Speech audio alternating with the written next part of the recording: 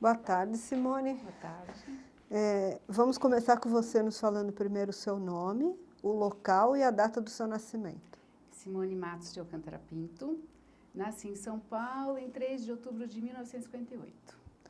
E qual era o nome dos seus pais e dos seus avós? Do meu pai, Hélio de Alcântara Pinto. Da minha mãe, Zuleida Ataíde de Matos. Os meus avós, eu só sei da minha mãe, o pai dela que era João de Matos. Não conheci os outros, então, e sei que a mãe do meu pai era Maria de Alcântara Pinto. Você não sabe assim nem o primeiro nome? Não, eu não conheci, já tinham morrido e eu não sei dizer. E qual é ou era a atividade dos seus pais e dos seus avós? Bom, meu pai, que já morreu, ele era historiador, foi professor de história, só que antes ele foi capitão do exército.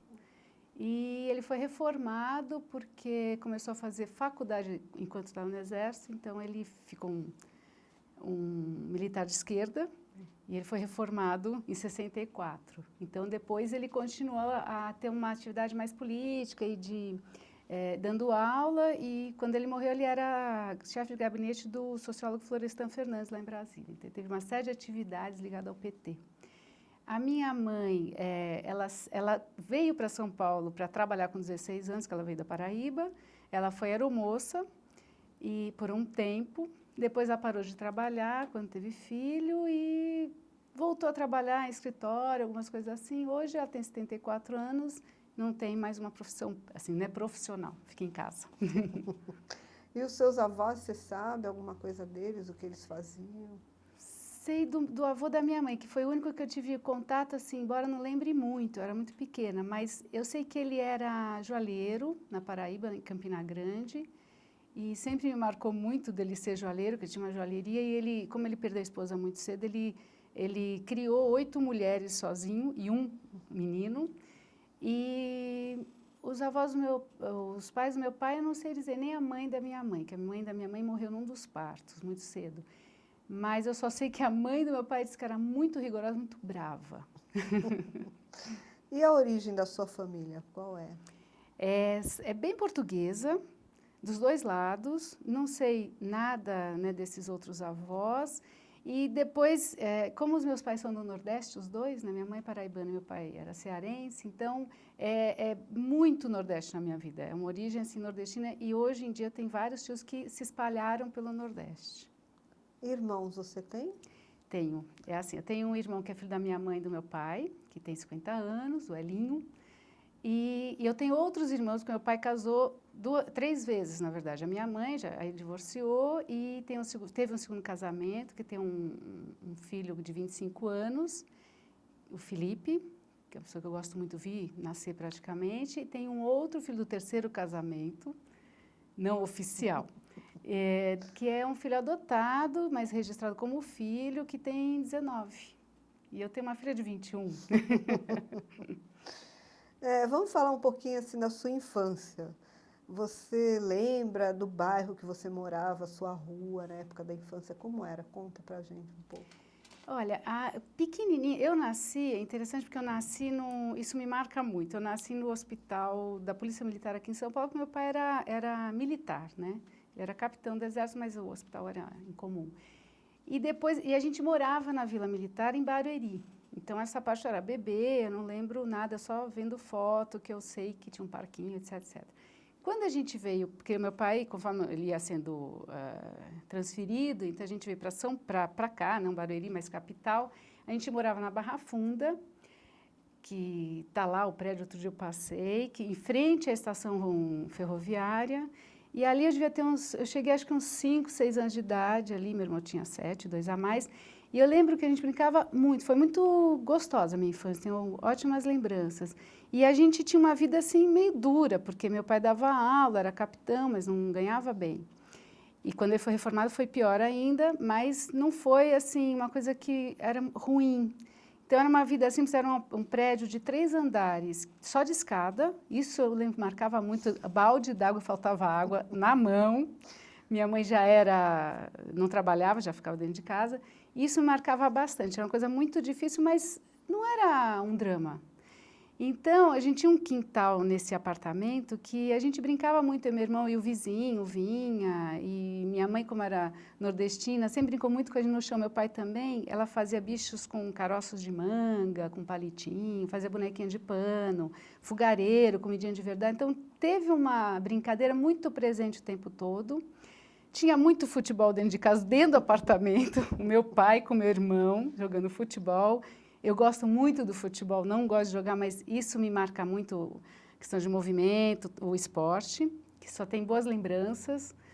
E eu lembro também que eu vinha a pé do grupo escolar Pedro II, e com uma amiga, uma grande amiga de infância, que a gente parava, deixava ela na casa dela e ia a pé para casa. E era assim, até uns 8 anos eu fiquei nesse apartamento. Depois nós nos mudamos, compramos uma casa que foi uma festa, lá no Brooklyn, que não tinha nada na época quase, eram sítios também. E a gente foi para uma casa que deu para ter um cachorro, e foi uma maravilha lá, porque eu fiquei até sair de casa com 18 anos, e a adolescência também foi muito boa, e a infância ainda foi muito boa, porque tinha uma turma de rua, e a gente teve uma experiência de casa, né? E tinha uma turma muito legal de adultos e crianças nessa rua. E era uma vilinha. Então, a infância também continuou muito boa aí. Tinha muita coisa de a gente ir para estádio de futebol, sabe, mas Saturno, minha mãe costurava bandeiras do Santos, e a gente ia sozinhos naquela época, não tinha o menor perigo, né? Então, eu lembro que era muito gostoso, a gente brincava muito de bonecas, meninas, mas tinha também carrinho, tinha uma coisa legal de meninos e meninas, assim. E essa casa, quando você foi, ainda não foi quando teu pai foi reformado, foi antes? Já tinha sido reformado, porque foi assim, ele foi reformado em 64, e eu tenho uma lembrança, quando pequena, no apartamento, eu tenho fotos que me lembram assim, nitidamente, ele chegando no final do dia de cap, de uniforme, e então, assim, aquela coisa bonita, né, assim, muito correto e tal, mas ele era uma pessoa muito, assim, justiceira do bem, então ele jamais ia se dar bem como um militar de direita, jamais.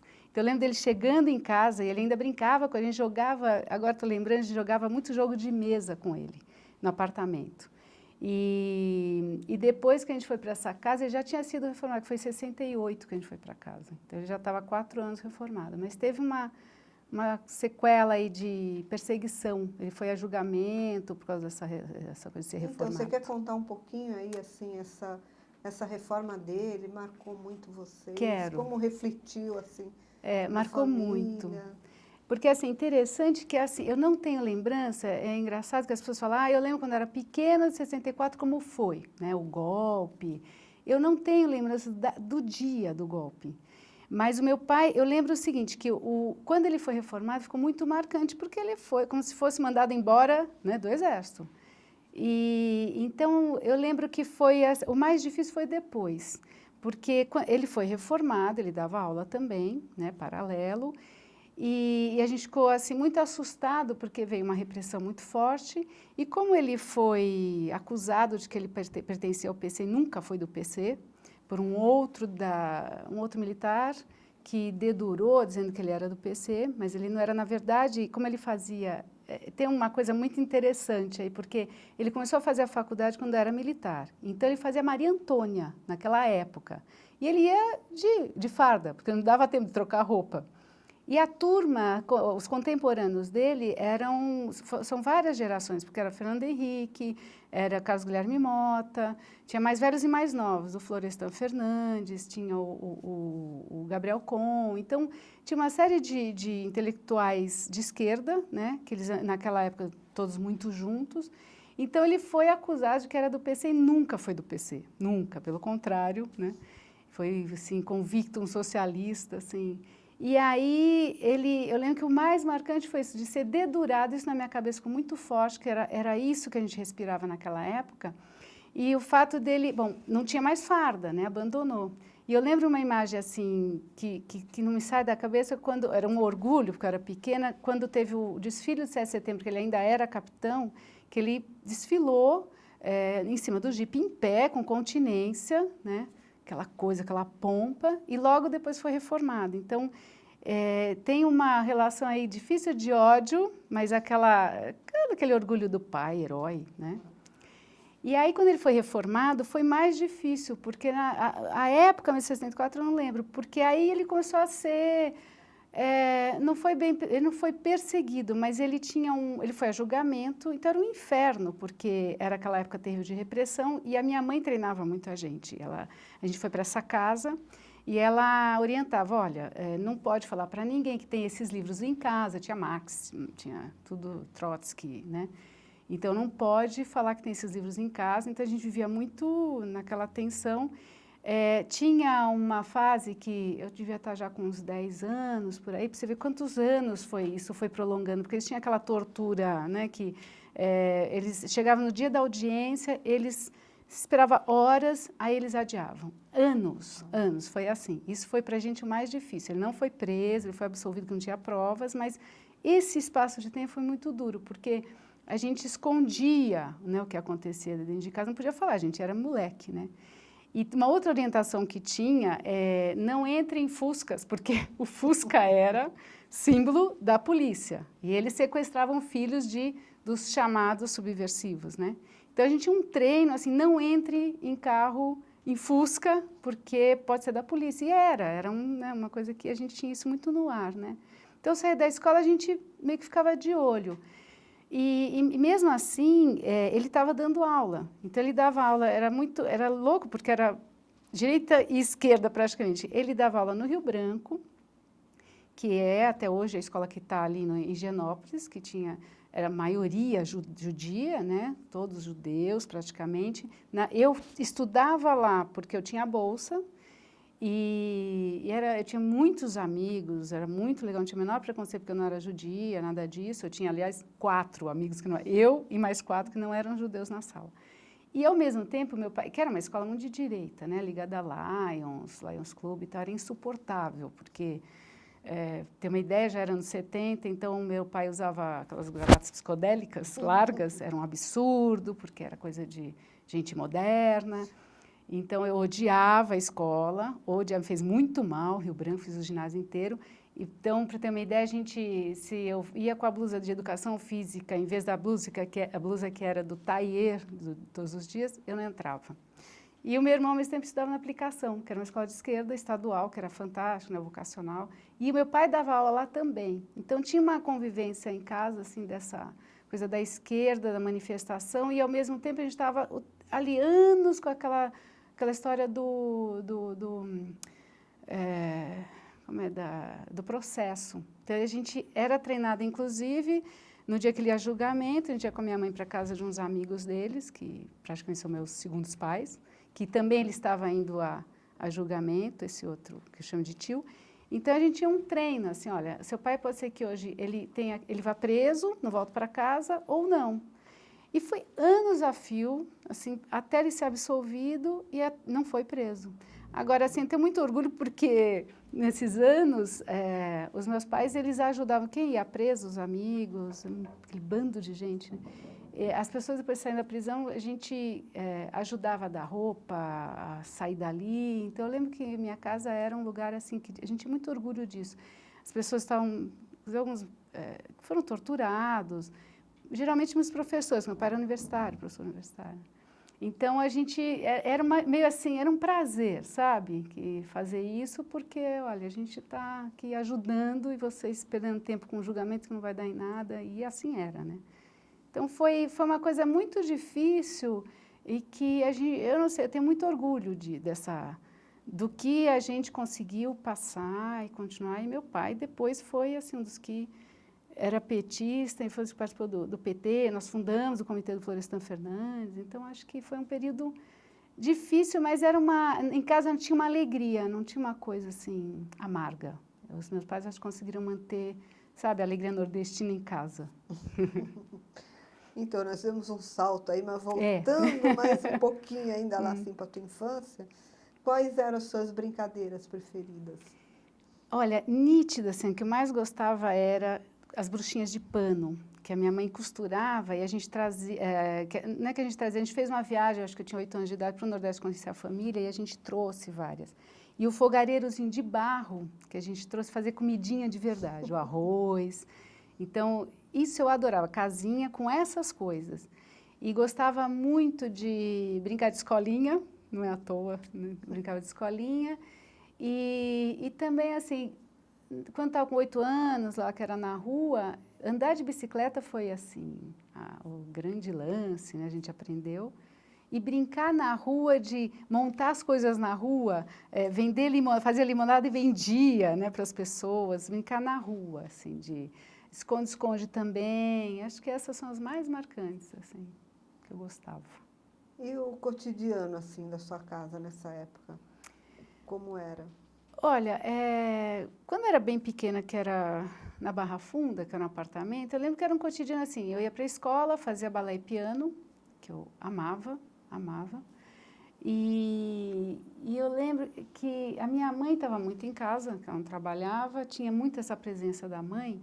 Ela cozinhava coisas deliciosas e eu acho que o cotidiano era ela ali perto e o meu pai chegava do trabalho e quando ele chegava ele era muito presente. Então era uma rotina muito gostosa, porque ele chegava, sentava, jogava com a gente, ele era um pouco nervoso às vezes, mas assim, ele cantava, tocava violão para eu e meu irmão cantarmos, então essa era a rotina. Depois, com uns 8 anos, 9 anos, era muito de ir para o Clube Ibanespa, que era do lado, a gente ficou sócio, e tinha o Rivelino, que na época era jogador e morava ali do lado.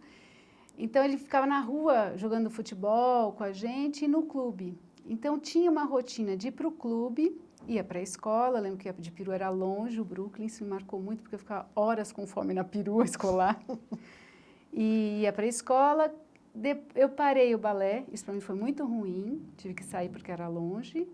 Continuei o piano, fiz 7 anos de piano, e era uma rotina de estudo, eu era muito CDF, muito, fazia lição, tá. E era uma rotina assim, tinha muito passeio que a gente fazia domingão mesmo, com meu pai, minha mãe e o meu irmão, de ir para a casa dos tios, que era em Capão Redondo. A gente brincava naquela época, início dos anos 70, final dos anos 60, a gente brincava no mato, era maravilhoso, Capão Redondo era o máximo, né? Então não tinha perigo. E eram 2 tios e eu tinha lá uns 10 primos, quando reunia os dois, que eram 8 de um lado e uns 12 primos. E isso era muito legal, porque juntava aquela mesona com lanche, brincava no mato. Então, são boas lembranças, assim, de todo domingo brincar. Então, era uma rotina muito firme, sabe?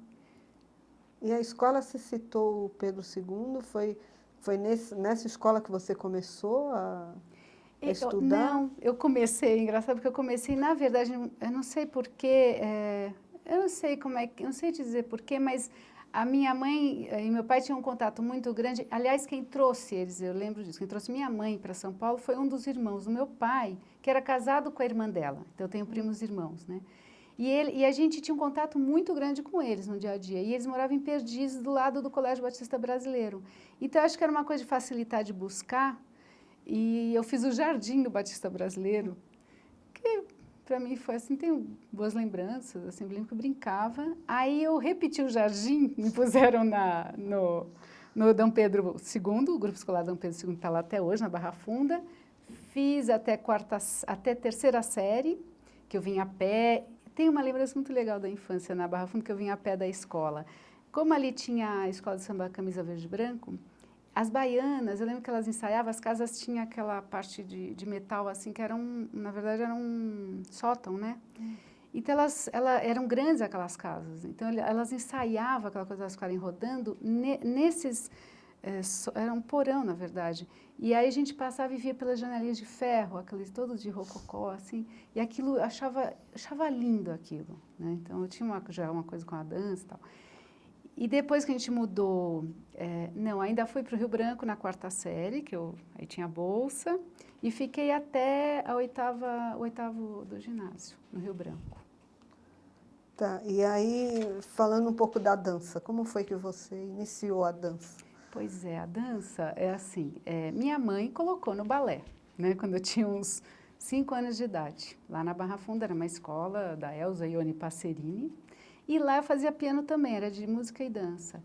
E eu fui para lá porque meus pais colocaram.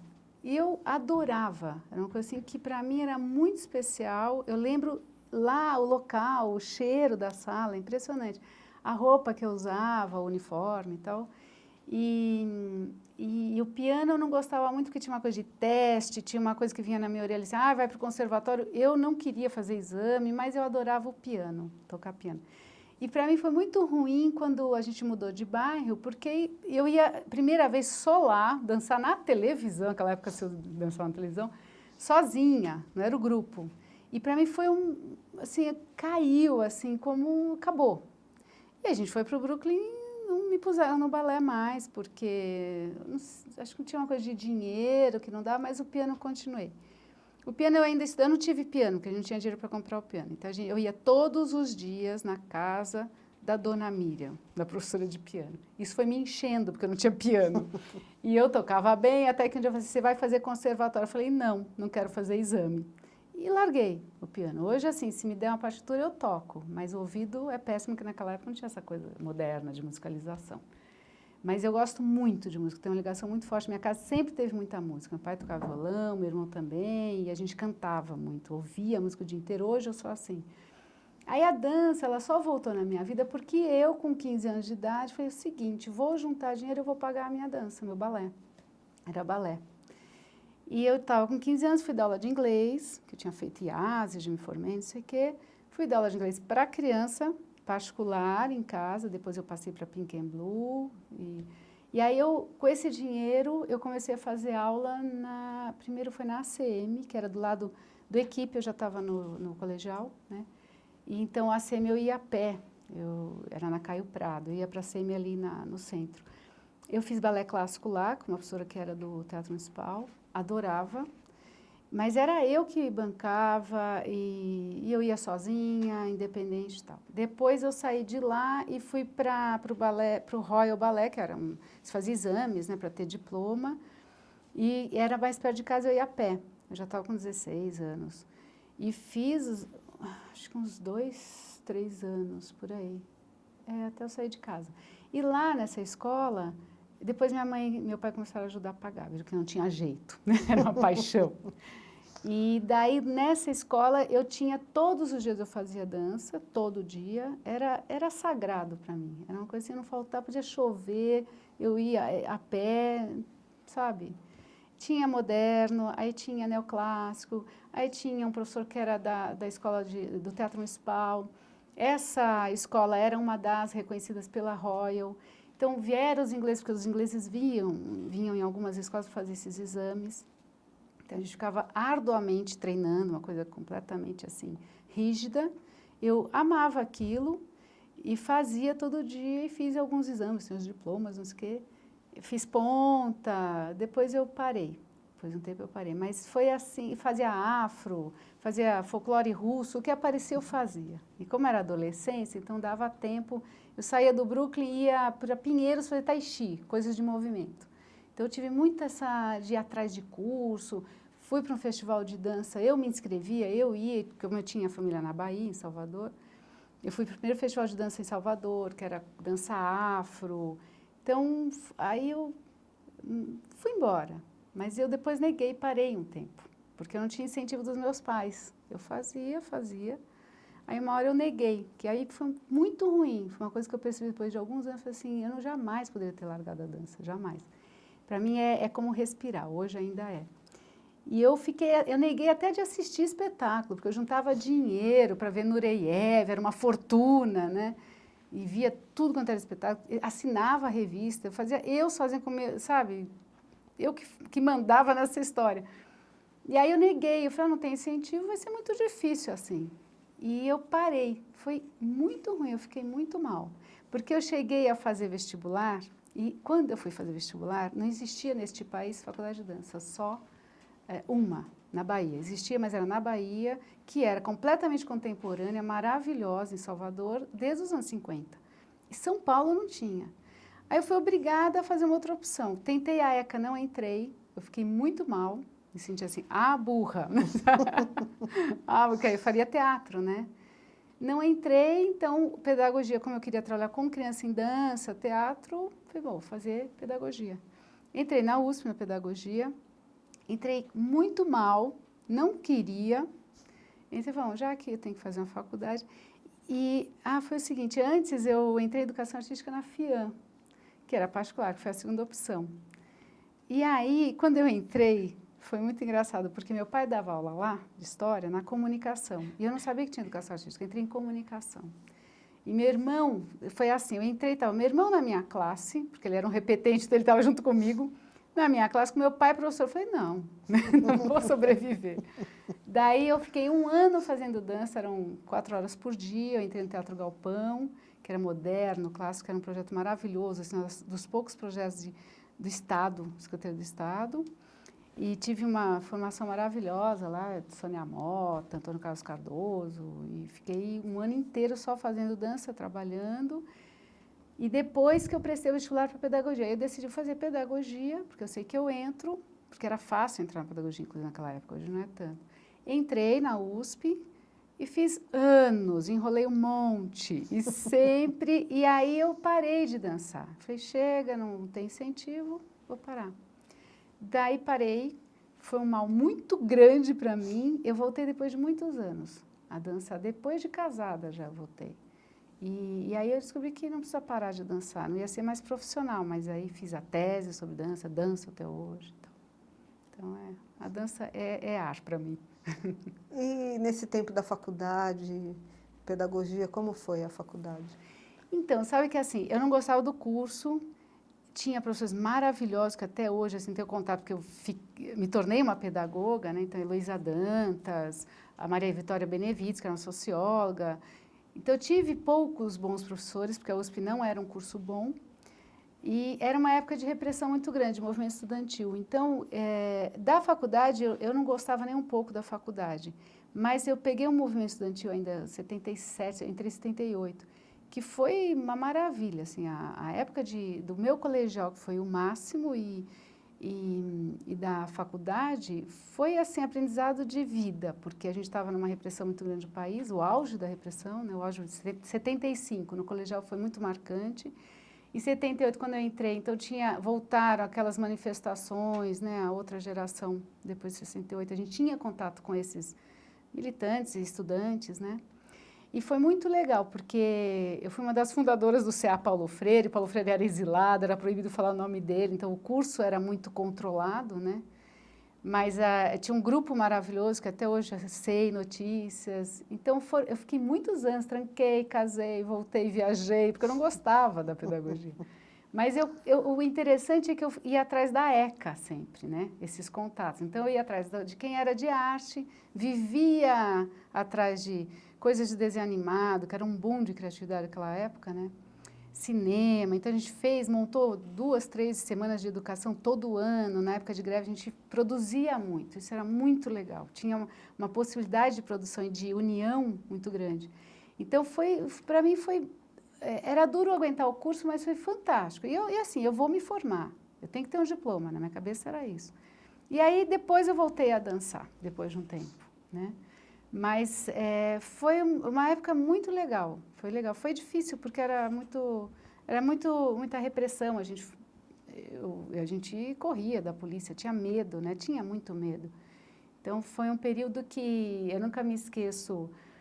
Quando a gente era pequeno, uma das coisas que marcou que você perguntou, a gente tinha um Fusca e meu pai era muito herói, né, rebelde, então a gente passava maus bocados, porque naquela época eles paravam todo mundo na rua para ver documento, aquele inferno que era, e a gente volta e meia ia para a USP, porque ele deu aula lá um tempo, então estava ele dirigindo, minha mãe e meu irmão atrás, com a coisa da família, à noite, que ele, sei lá, foi buscar um documento, alguma coisa assim, a gente atravessando a ponte da Universitária, e tinha ali na ponte um monte de guardas e, enfim, o exército, né, na rua com metralhadora na mão, era isso o cotidiano, era uma coisa assim que era cotidiano. E a gente tinha muito medo, né, de passar em frente ao exército, eles atiravam, era uma coisa muito assim, aleatória. Imagine, meu pai tinha barba, esse era, né, não podia ter barba, porque era coisa de subversivo, dava tudo errado, né, então a gente atravessando a ponte, aquele bando de militar com metralhadora, e meu pai peitava. E ali, assim, ou levava um tiro ou ia preso, não tinha essa naquela época. E minha mãe, aquela situação de nervoso, que claro que ficou em mim, que eu não posso ver polícia. Eu tenho hoje eu tenho muita vontade de trabalhar no terceiro setor com polícia, uma coisa muito interessante isso, com o exército. Eu estou aprendendo a lidar com isso, porque eu tenho que ir lá ver a pensão da minha mãe, eu respiro fundo. É diferente o exército, mas foi um grande aprendizado, ainda é. Então, naquela época, assim, meu pai peitava e a gente morrendo de medo e chorando atrás, porque ia levar um tiro. Era várias vezes, até que a minha mãe ficava aquela situação assim, mostra sua identidade de militar, porque tinha uma coisa que, se tivesse uma guerra, eles eram reformados, mas voltaria ativa, né?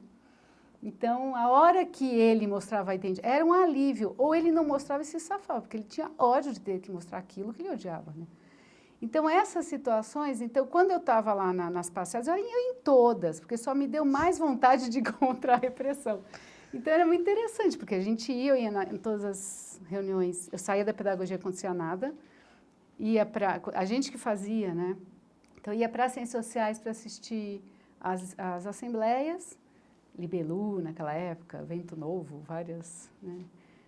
Vários deles, os militantes, então a gente ia para lá, para poder assistir as manifestações e se organizar para as passeatas. Então, eu ia muito e eu lembro perfeitamente, assim, o medo que eu tinha, que a gente tinha, mas a coragem, ao mesmo tempo, aquela coisa do jovem, né, que era fantástico. Tinha uma união muito grande naquela época, era muito legal, a solidariedade que a gente tinha.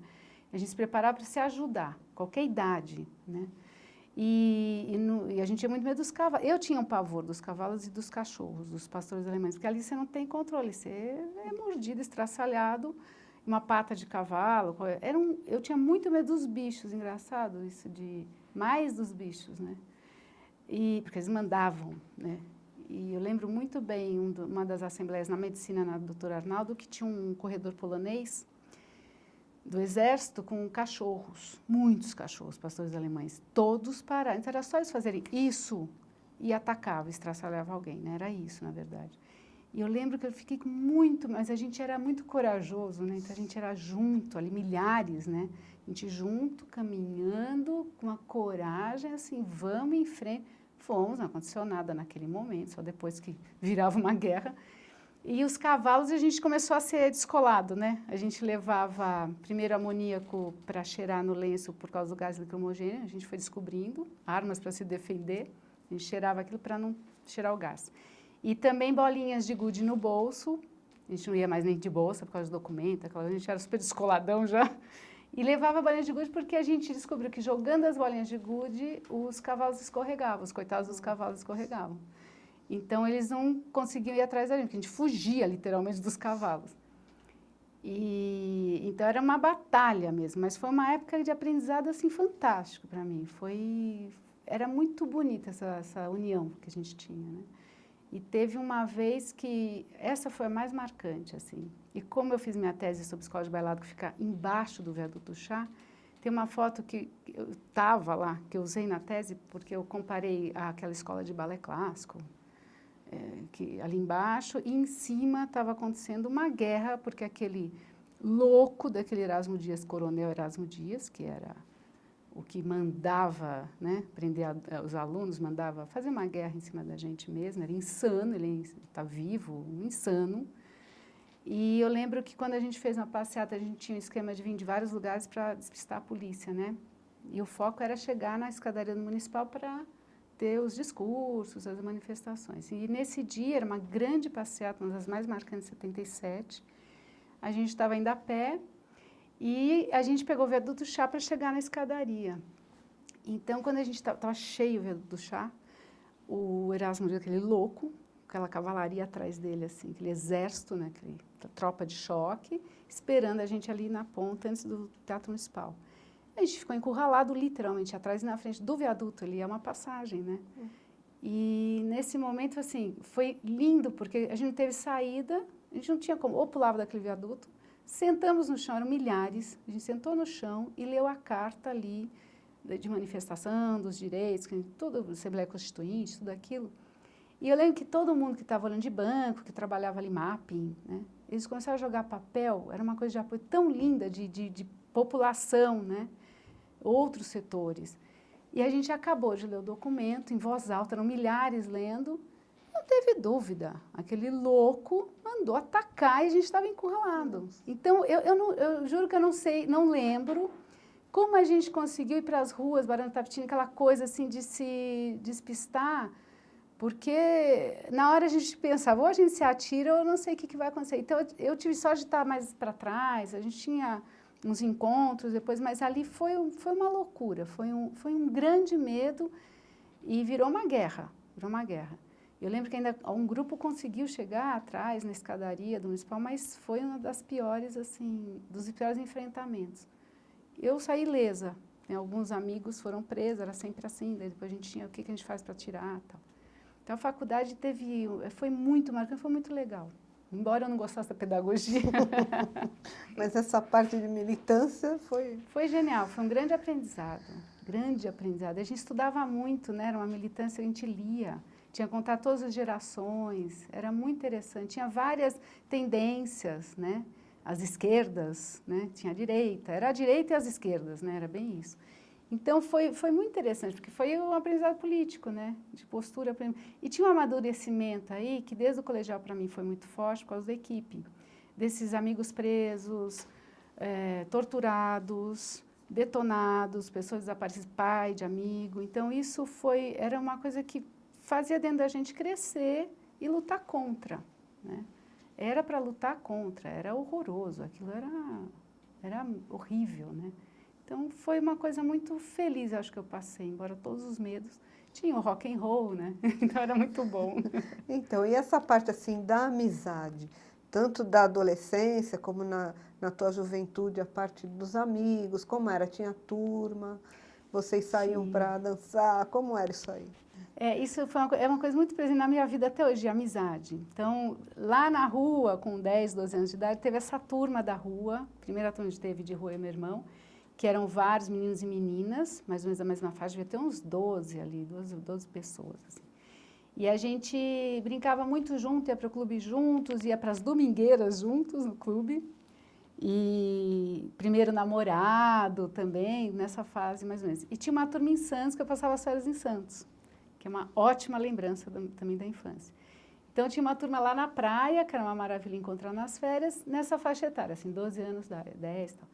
E a gente foi crescendo, e depois quando e tinha duas amigas, 3 amigas maravilhosas, assim, no ginásio, que eu vivia na casa delas também, mas era da escola, do Rio Branco. E depois, quando eu comecei a ir para a equipe foi muito marcante. Eu peguei o 2º ano de vida do equipe, né, no colegial, ele já tinha um cursinho.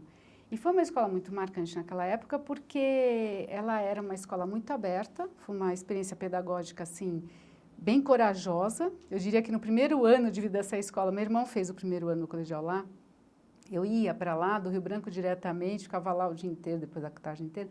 E era quase um summer Rio, vamos dizer assim, mas uma loucura aquilo. Mas era muito interessante, porque quando eu entrei, que foi o 2º ano de vida do equipe, eles já começaram a tentar, não pode ser toda essa liberdade. Então, eu presenciei uma transformação pedagógica que hoje, como pedagoga, eu vejo que foi interessantíssimo o percurso deles, né? Muito corajosos, porque não tinham dinheiro, eram intelectuais e, assim, muitos bolsistas, tinha muita gente de esquerda, mas também tinha gente que não era de esquerda. Mas tinha uma coisa ali de amizade que até hoje a gente encontra pessoas é impressionante como vários lugares a gente se encontra, os mais íntimos ou não, a gente convive, é muito interessante isso. Imagina, eu tinha 16 anos de idade, então eu casei com um cara que era de lá, mas foi depois. O meu irmão também era de lá. A minha ex-cunhada era de lá, então o equipe, tenho amigos até hoje, que eu convivo, assim, dia a dia, foram de lá. Então, no colegial, o equipe, ele tinha uma ligação, assim, os professores com os alunos, muito grande, era muito afetivo, tinha um cuidado um com o outro muito grande. E tinha, ao mesmo tempo, essa repressão muito forte. O equipe era avisado, porque eram professores de esquerda, era uma pedagogia moderna, era hippie, né? Tinha hippie. Então, tinha um preconceito grande com a escola e a gente batalhava que, não, era uma escola moderna, a gente gostava daquela escola. O Serginho Groisman, que era do cursinho, a gente fazia com ele as atividades culturais, ele era para nós, assim, um amigão, era incrível o que ele agitava, era impressionante. E muito tímido ele era, inacreditável isso. E ele trazia os melhores artistas, ele tinha um trânsito cultural já muito grande, e a gente participava junto disso. Então, ele levou o Beto Guedes na quadra da equipe, levou o Gil, levava os melhores profissionais de teatro ou de cinema para a gente ter aula. A escola e o Serginho nessa parte cultural. Os melhores filmes da época, coisas proibidas. Então, era um misto de uma afetividade muito grande que ficou até hoje. E a gente encontra pessoas até hoje da equipe, é interessante. Se tinha uma força muito grande entre a gente, nós tivemos que passar por uns momentos bem difíceis, que os professores, alguns eram de esquerda, tinha alguns que eram participantes de alguns partidos. Então, eu lembro que a gente estava tendo aula uma vez, a polícia entrou, no meio da aula, um bando de adolescente, a polícia entrou, levou o professor, foi embora e ficou meses preso. Foi assim, naquele momento. Então, essa solidariedade dessa escola, do equipe e da época, né, muito em função dessa repressão também, mas tinha, ao mesmo tempo, um contexto muito legal, que eu adoro ter vivido isso, que era dos hippies, do amor, faço amor, as flores, o rock. Isso, eu acho que foi um privilégio. Eu falo, nossa, maravilha ter vivido isso, porque tinha essa história do respeito, né, do paz e amor, que ajudava muito você ter que enfrentar essa loucura. Ao mesmo tempo, os Estados Unidos estavam com o Vietnã, então tinha aí uma ligação muito grande, né? E aqui era o auge da repressão. No meu colegial foi o auge. 75, foi 72 a 75. Então, essa solidariedade que tinha na equipe vinha da escola. Isso eu acho fantástico, assim, da escola. Tinha um carinho e um cuidado com a questão humana. Não era nem se era de esquerda ou de direita, era a questão humana. Então, a gente fazia tudo muito coletivamente, respeitando as suas diferenças. Tinha, obviamente, o que a gente chamaria hoje de patricinhas, né? Na época a gente falava cocotas, que era mais ligado assim, patricinhas, mas era uma coisa de você respeitar a história do outro.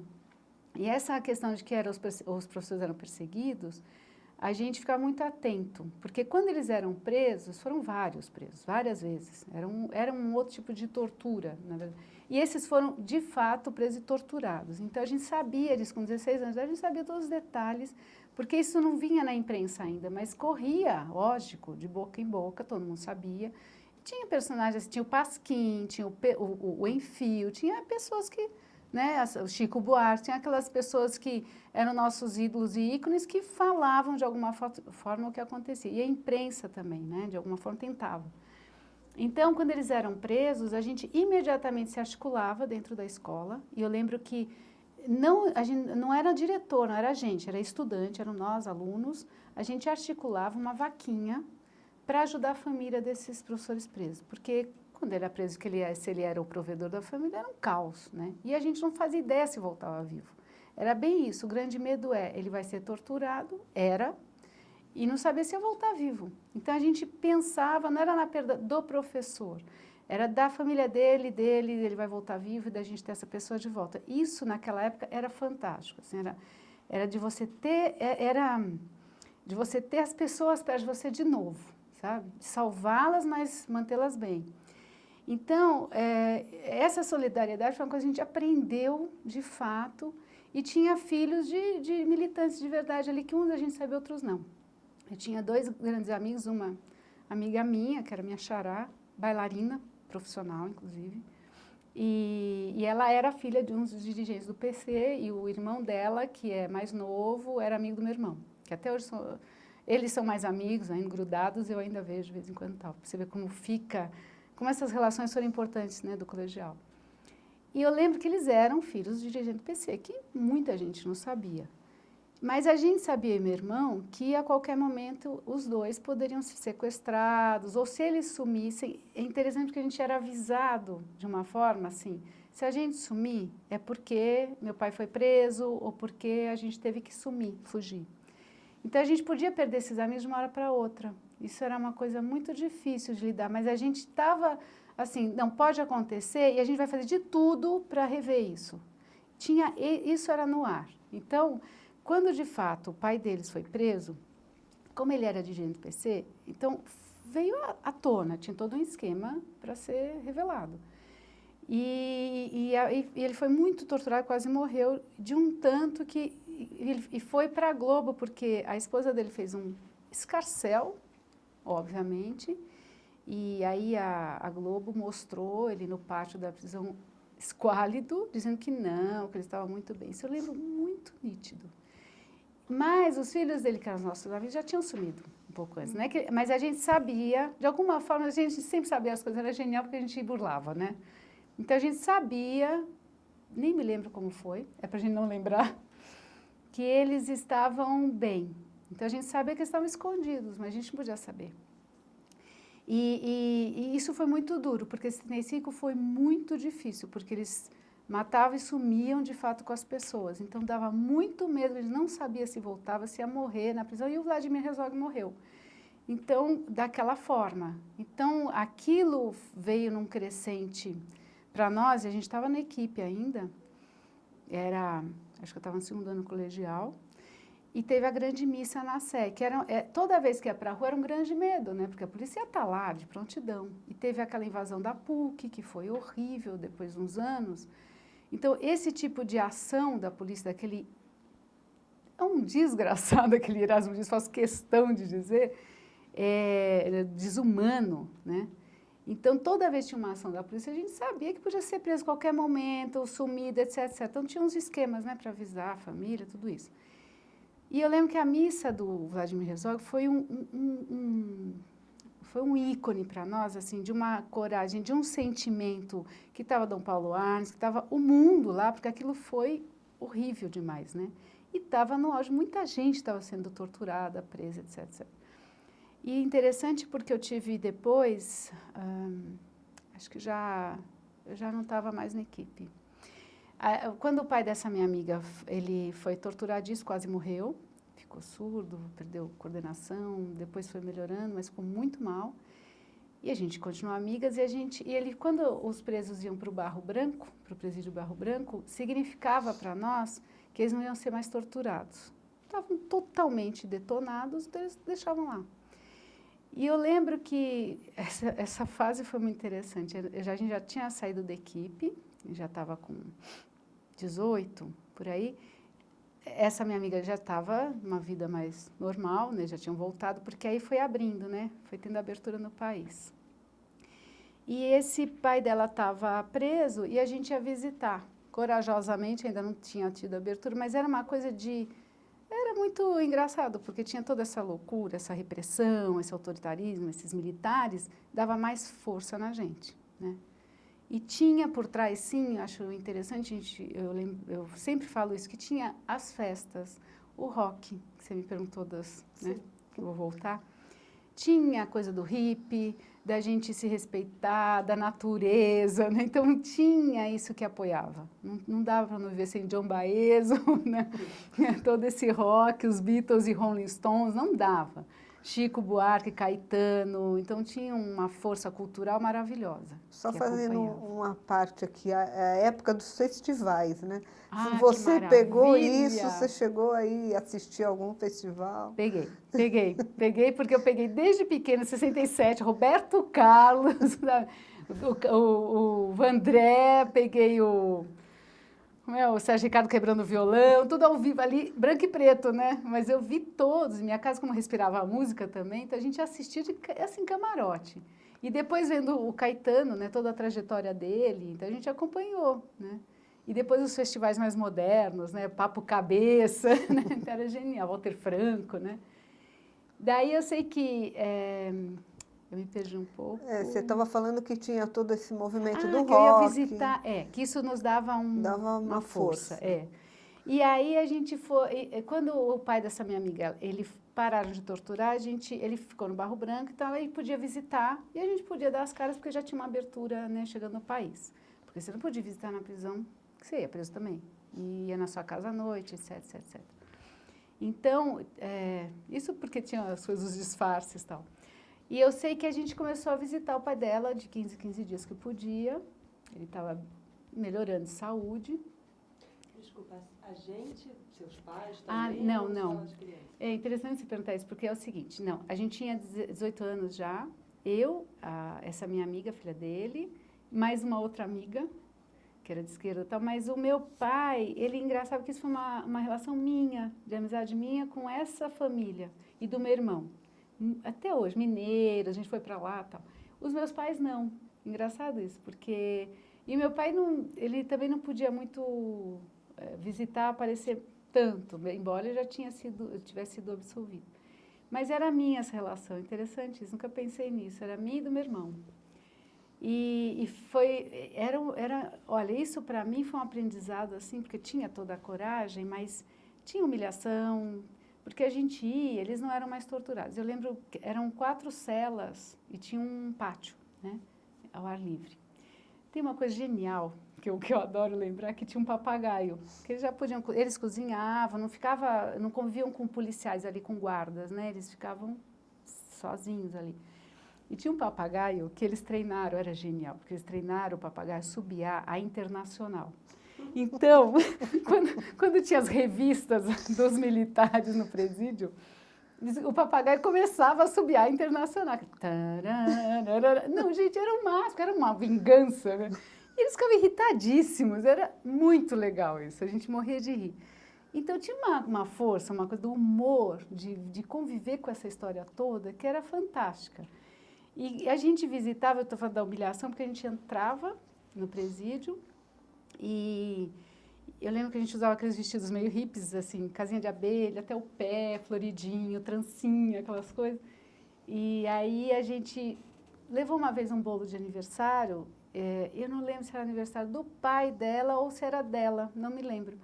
Então a gente entrou com o bolo, eu, ela e a outra amiga nossa, e a gente entrou com o bolo e ela levou umas fotos, que ela era bailarina do Teatro Municipal de São Paulo. Levou umas fotos que ela tinha estreado, ela era belíssima bailarina.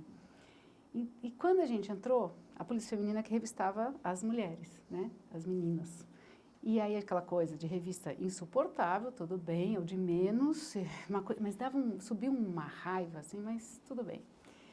Esfaquearam o bolo, porque devia ter uma arma dentro, um manifesto dentro, sabe? Era ridículo, e era tão humilhante, era tão... Mas assim, espatifaram o bolo, para ver se tinha coisa dentro, era assim.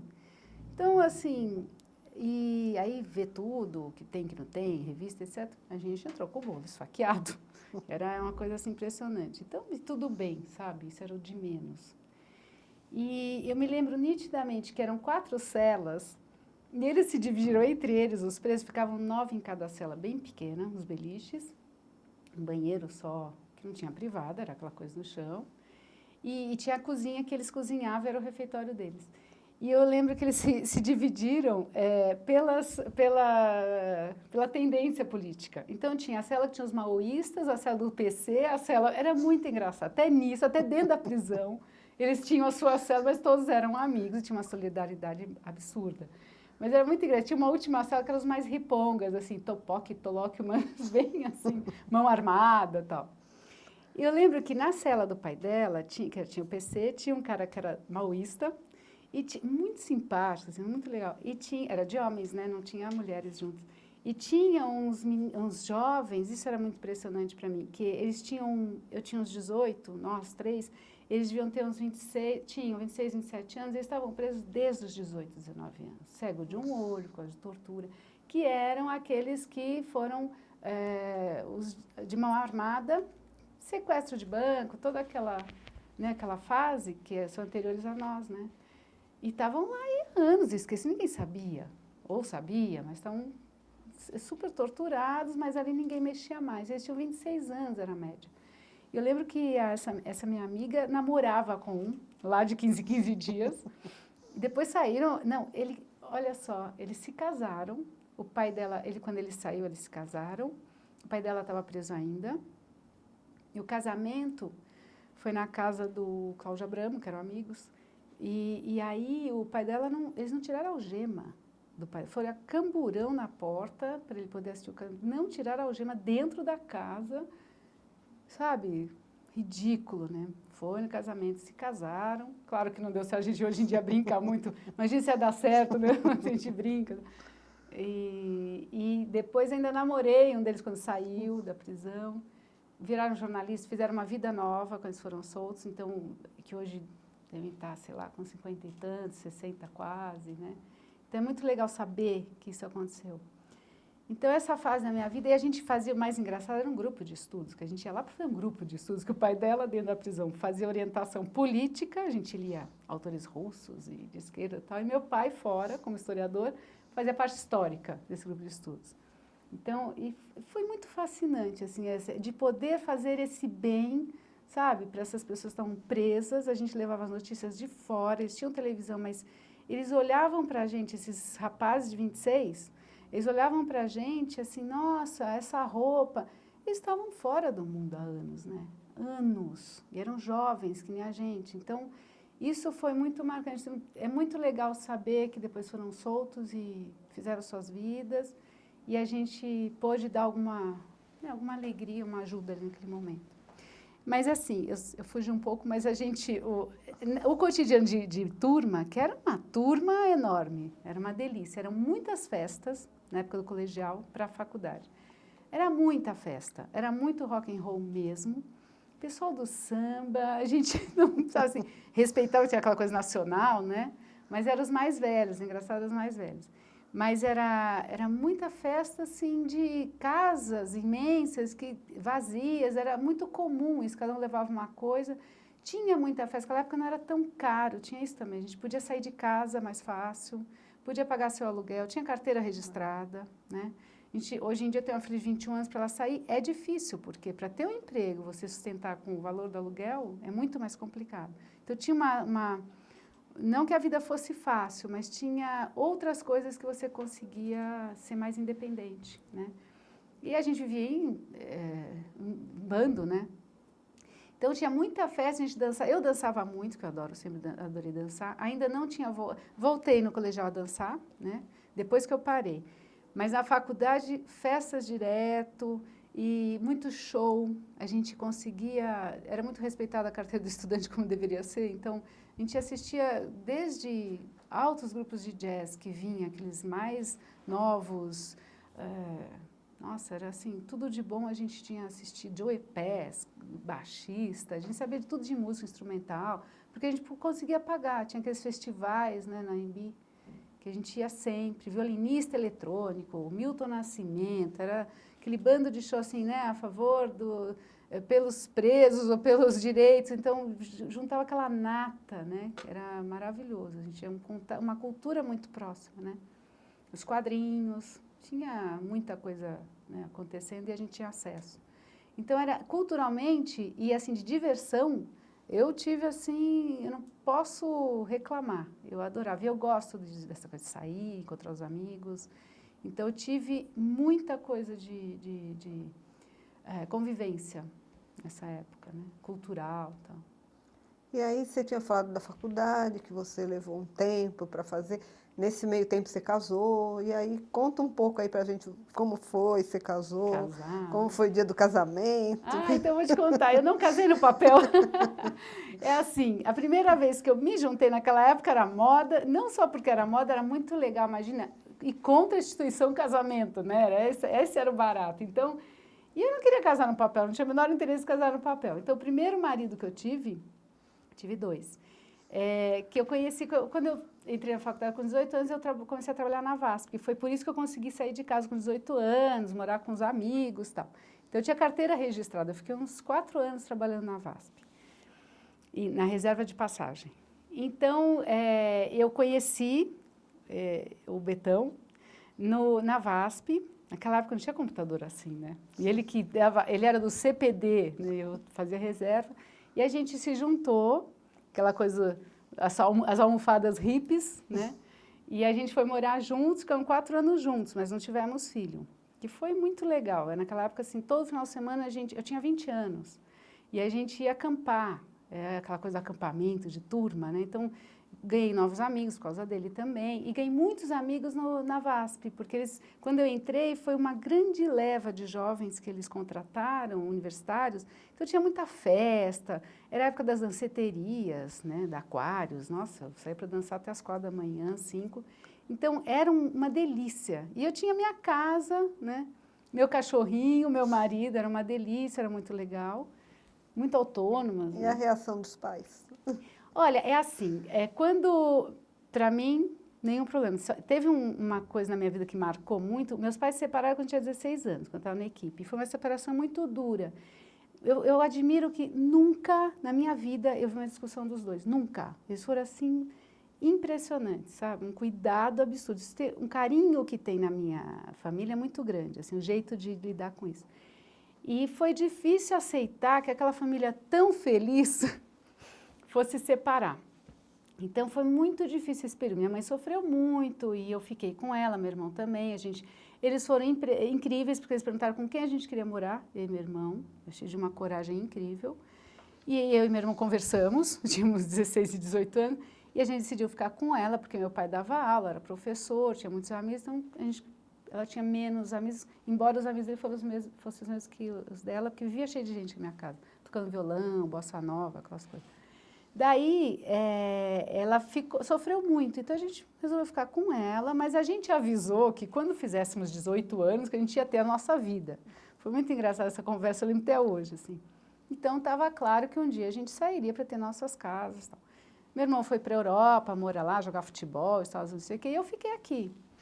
Então, com 18, meu irmão estava fora, eu peguei minhas coisas e falei, estou indo embora, estou indo para morar com os amigos. Então, eu fazia morar junto com alguém, porque eu fui primeiro morar com 3 pessoas, era uma república de amigos e tal.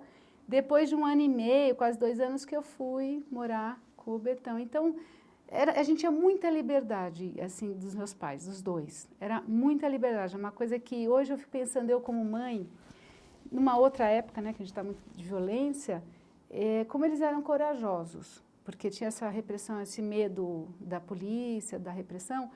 E a gente ia chave de casa desde 15, 14, e a gente fazia o que queria de sair, voltar tarde, era uma coisa assim, mas eles eram presentes, isso era uma coisa interessante, eles sempre estavam, mesmo quando meu pai se separou da minha mãe, todo dia eu falava com meu pai, e a gente tinha uma ligação muito grande, até ele morrer a gente ficou muito junto, a gente tinha uma identificação muito grande. Então, quando eu fui morar junto, quando eu fui morar com os amigos, o meu pai me deu um presente, um liquidificador, assim, uma força e tal. Então, com a minha mãe foi mais difícil. Mas, na hora que eu fui morar junto com alguém, não tinha nenhuma grande surpresa. Eles tinham uma cabeça muito aberta, né? Então, não foi, assim, nenhum problema. Aí não tive filhos. Voltei para acabar a faculdade ainda, grávida. Não, voltei para acabar a faculdade, trancava, voltava. Daí eu me separei, fiquei 1 ano e meio, assim, namorando só, tal. Daí que eu reencontrei, interessante que o meu segundo marido, que é o pai da minha filha, a gente ficou 16 anos juntos, ele era do equipe, mas a gente não se suportava, então a gente era do equipe, porque ele era libelu, era insuportável, se achavam, os libelus, e eu não era de nenhuma parte de nada, nenhuma tendência, assim, era de esquerda, depois virei petista, tal, mas não participava, né, diretamente. Então, ele era muito metido, eu achava. E, no fim, a gente se reencontrou depois de anos, ele casou com não sei quem, e a gente se reencontrou na casa de uma amiga. Ele era produtor de cinema e, junto com essa minha amiga, a gente foi fazer um passeio e a gente começou a namorar. E foi interessante porque eu achava que, imagina que eu vou namorar esse cara que fala alto, gosta do James Bond, sabe assim? E a gente, com 16 anos juntos, tivemos uma filha e separamos por 1 ano, voltamos ainda. E ele é judeu, eu não sou, foi uma coisa muito difícil, porque eu sempre tive amigos judeus, estudei com milhares de judeus, mas na hora que você casa, você namora, é diferente. Não era ortodoxo, não tive nenhum problema que a gente não era casar no papel, nada disso. E aí eu ainda voltei grávida, daí depois de uns 2 anos e tanto, a gente resolveu ter filho, a Carolina, e eu voltei grávida para a última disciplina na faculdade. Então, eu na faculdade, eu conheço assim várias gerações, né, da faculdade. E a última turma era uma surfistada, engraçado que o momento era outro, né? E eu grávida, mas assim, como eu grávida, eu adorei ficar grávida, eu sempre dançando, voltei a dançar, fazia esporte, jogava vôlei, então tinha estudar para mim é muito gostoso, tá? Num ambiente de faculdade, de escola. Então aí estava grávida, acabei a faculdade, me formei, foi o tempo certo de eu ter a Carolina. E aí tive a Cacá, pena que eu não tive outro filho porque a gente separou, e ela está com 21 hoje. E como foi, assim, o impacto de ser mãe? O que te trouxe, te mudou? Bastante, bastante. Porque, assim, primeiro a gente quis ter. Isso acho que é fundamental, querer ter, porque é muito difícil, né? Você ter um filho e muda a vida. Então, a gente quis muito ter um filho. E a gente ficou um tempo juntos, sem ter filho, que eu acho que foi bárbaro. Namorando e nada de filhos por enquanto. Então, a gente quis ter, engravidei. Eu adorei ficar grávida. Assim, é muito gostoso, é muito saudável, embora seja chato, né? Dói aqui, dá sono, dá fome, não sei o quê, né? Usa meia, usa aquilo. É um inferno nessa parte, mas eu tinha um orgulho de que tinha um bebê ali dentro e a gente queria muito, então era muito bem-vindo. Eu me achei muito bonita, eu fazia tudo, não tinha por que não fazer, né? Eu tive uma gravidez saudável e sempre me controlando com essa história de não engordar por causa da dança, então foi muito legal ficar grávida. E a gente não quis saber o sexo, então a gente queria surpresa mesmo, tinha nome para menino e menina, e adorei ter uma menina.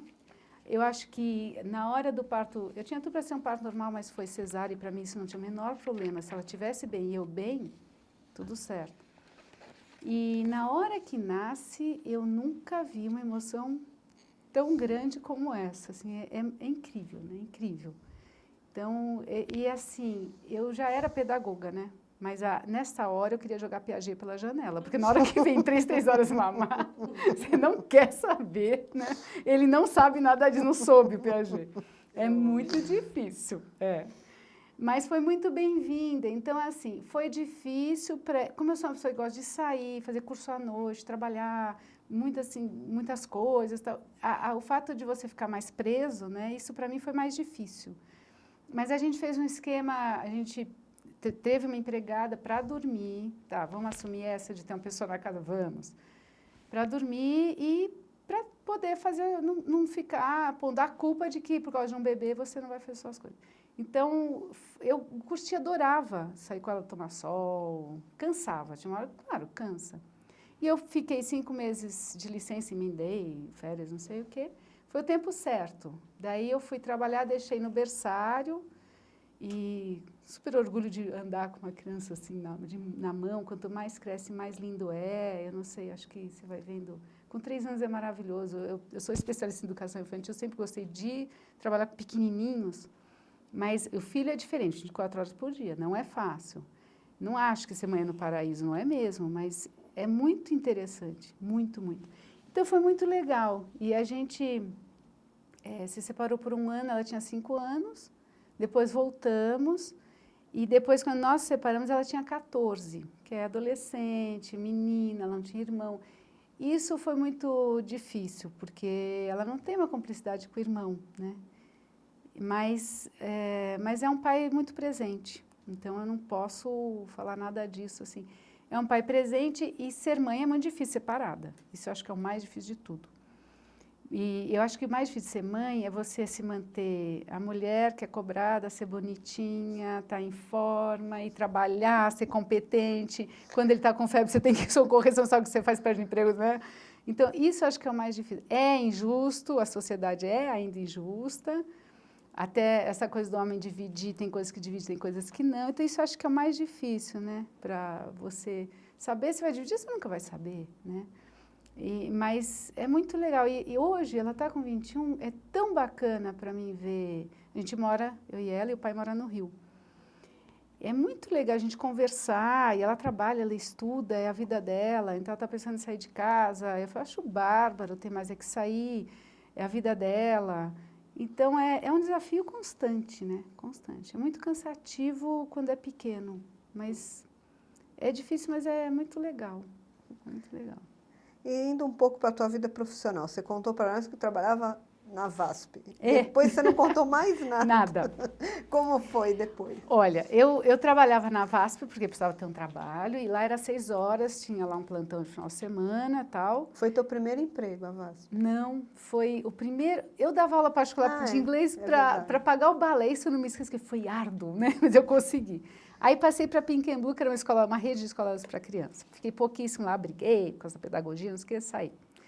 Aí, então, aí eu fui para a Varig, 6 meses, no balcão, hippie do jeito que era, com 18 anos, cabelo crespo até aqui, tinha que me maquiar, prender o cabelo, eu detestava aquilo, de uniforme.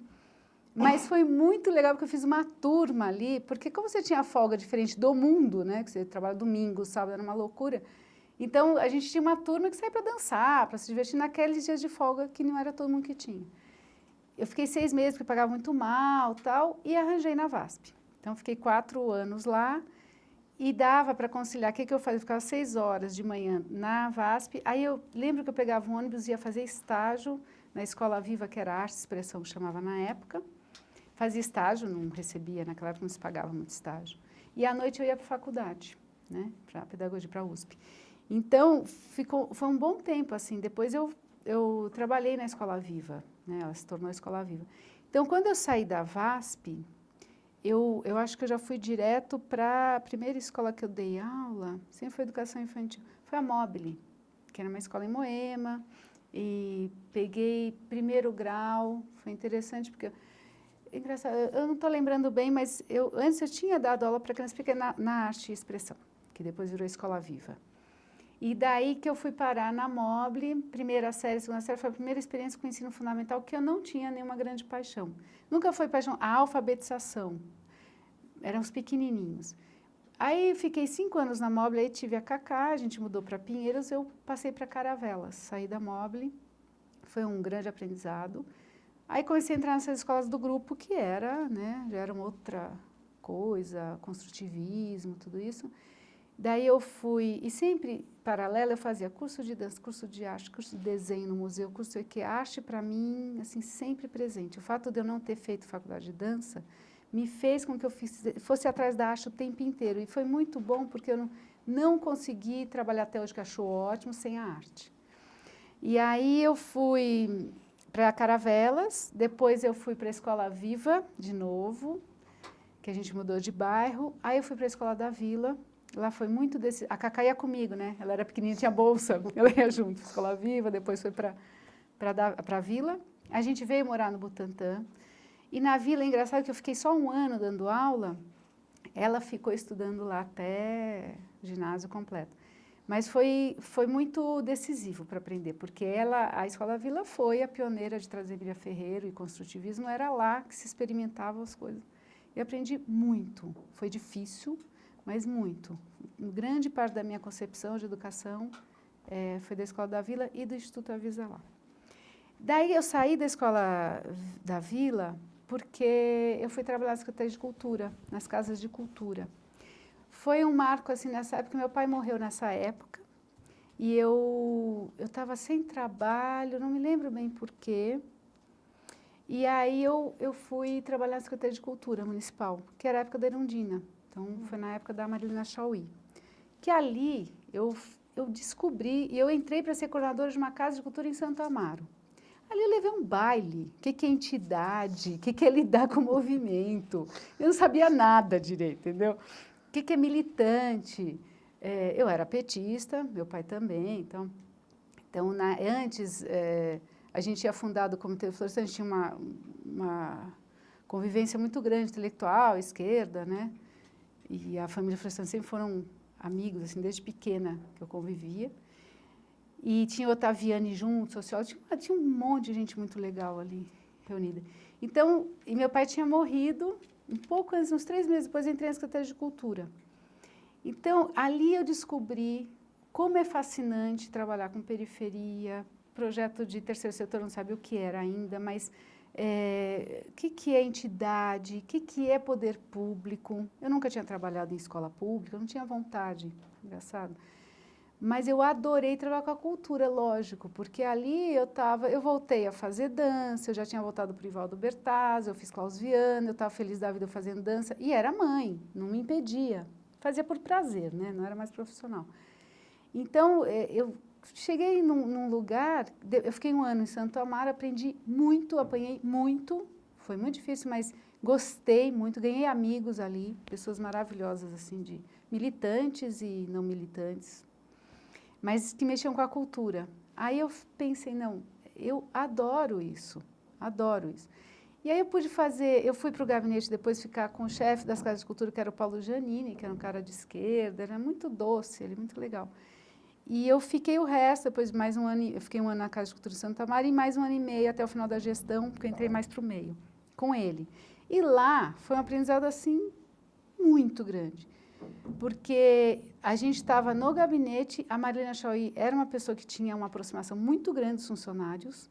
Ela era, tem gente que fala, é uma louca, isso, mas ela é admirável, assim. Eu aprendi com ela e ela errou muito na gestão dela, ela sabe falar isso, mas ela era admirável. Ela falava, é o seguinte, nós vamos colocar 4 lonas de circo nessa cidade, aqui, aqui e aqui, eu quero isso para a semana que vem, porque isso, as identidades, isso, porque essa região... Ela conhecia, ela ia para o Hermelino Matarazzo, para Campo Limpo, em pessoa resolver as coisas. Ela bancava aquelas reuniões com a entidade, que não é fácil, que é aquilo, um monte de movimento. E ela não era intelectual pedante, pelo contrário. E muito inteligente, muito projeto na cabeça, muito simpática, muito acessível. Então, ali eu tive uma aula de trabalhar com política pública. E o PT, naquela época, tinha uma política cultural forte, né? Ela era pensada e estava lá, tem livro, né? Ele existia, ele tinha uma política cultural do partido, muito clara. Isso deu muita chance das coisas se realizarem, porque a gente tinha apoio político e teórico. Isso foi muito legal, assim, de saber o que é essa ação cultural, onde não existe teatro, no fim do mundo, o que você pode fazer na rua. E era essa a administração, a gente programava shows na cidade inteira, que não era barato, era um sacrifício, né, com prefeitura. Foi a gestão que mais se comprou livros para as bibliotecas, eu lembro aquelas caixas chegando tudo atualizado. E ali eu aprendi muito, muito, o que é parceria, adoro trabalhar com parceria, periferia, o que é trabalhar intelectual e poder público. Conheci, assim, o trabalho da Erundina, o que foi esse trabalho do PT, primeira prefeita de esquerda mulher nordestina no Brasil. Isso acho que tudo foi muito importante para mim, para aprender, para admirar, para saber, para não gostar de algumas pessoas, ou entender politicamente, entender o PT internamente também. E aí a gente, eu saí quando o Maluf ganhou, né, que o Suplicy perdeu, e eu saí, e eles tentaram cooptar algumas pessoas, mas eu lembro que me ofereceram para ficar na Casa de Cultura Butantã, eu falei, não, eu aqui não fico, eu tinha cargo de confiança, eu não era concursada, eu falei, não fico. Eu saí, eu fiquei 2 anos desempregada, e foi uma época muito difícil, porque meu marido também estava desempregado, foi uma coisa árdua. Mas fazia bico, aí trabalhei até com produção que eu não gosto, dei aula de inglês aqui, ali, bicos. Foi muito difícil, uma fase bem complicada. E isso me fez pensar assim, bom, eu gosto disso, de cultura, de projetos interligados, educação, cultura, arte. E aí eu pensei, tem que ter uma coisa minha, meu. Aí que me deu vontade de fazer a tese, porque meu pai sempre falava, mas eu não quero fazer tese. Eu não tinha intenção de ser acadêmica. Ele falava e eu não tinha vontade. Mas aí eu pensei, bom, um projeto meu. E foi interessante porque foi um marco muito grande, porque tá bom, vou fazer. Eu fiz justamente sobre a escola de bailado, que é dança, que é a escola de balé clássico que tem embaixo do Viaduto do Chá, dentro do Viaduto do Chá, existe há 64 anos, 65. Mestrado. Doutorado direto, contar o drama. E aí, eu escolhi essa escola porque eu queria fazer como era a formação de dança em São Paulo.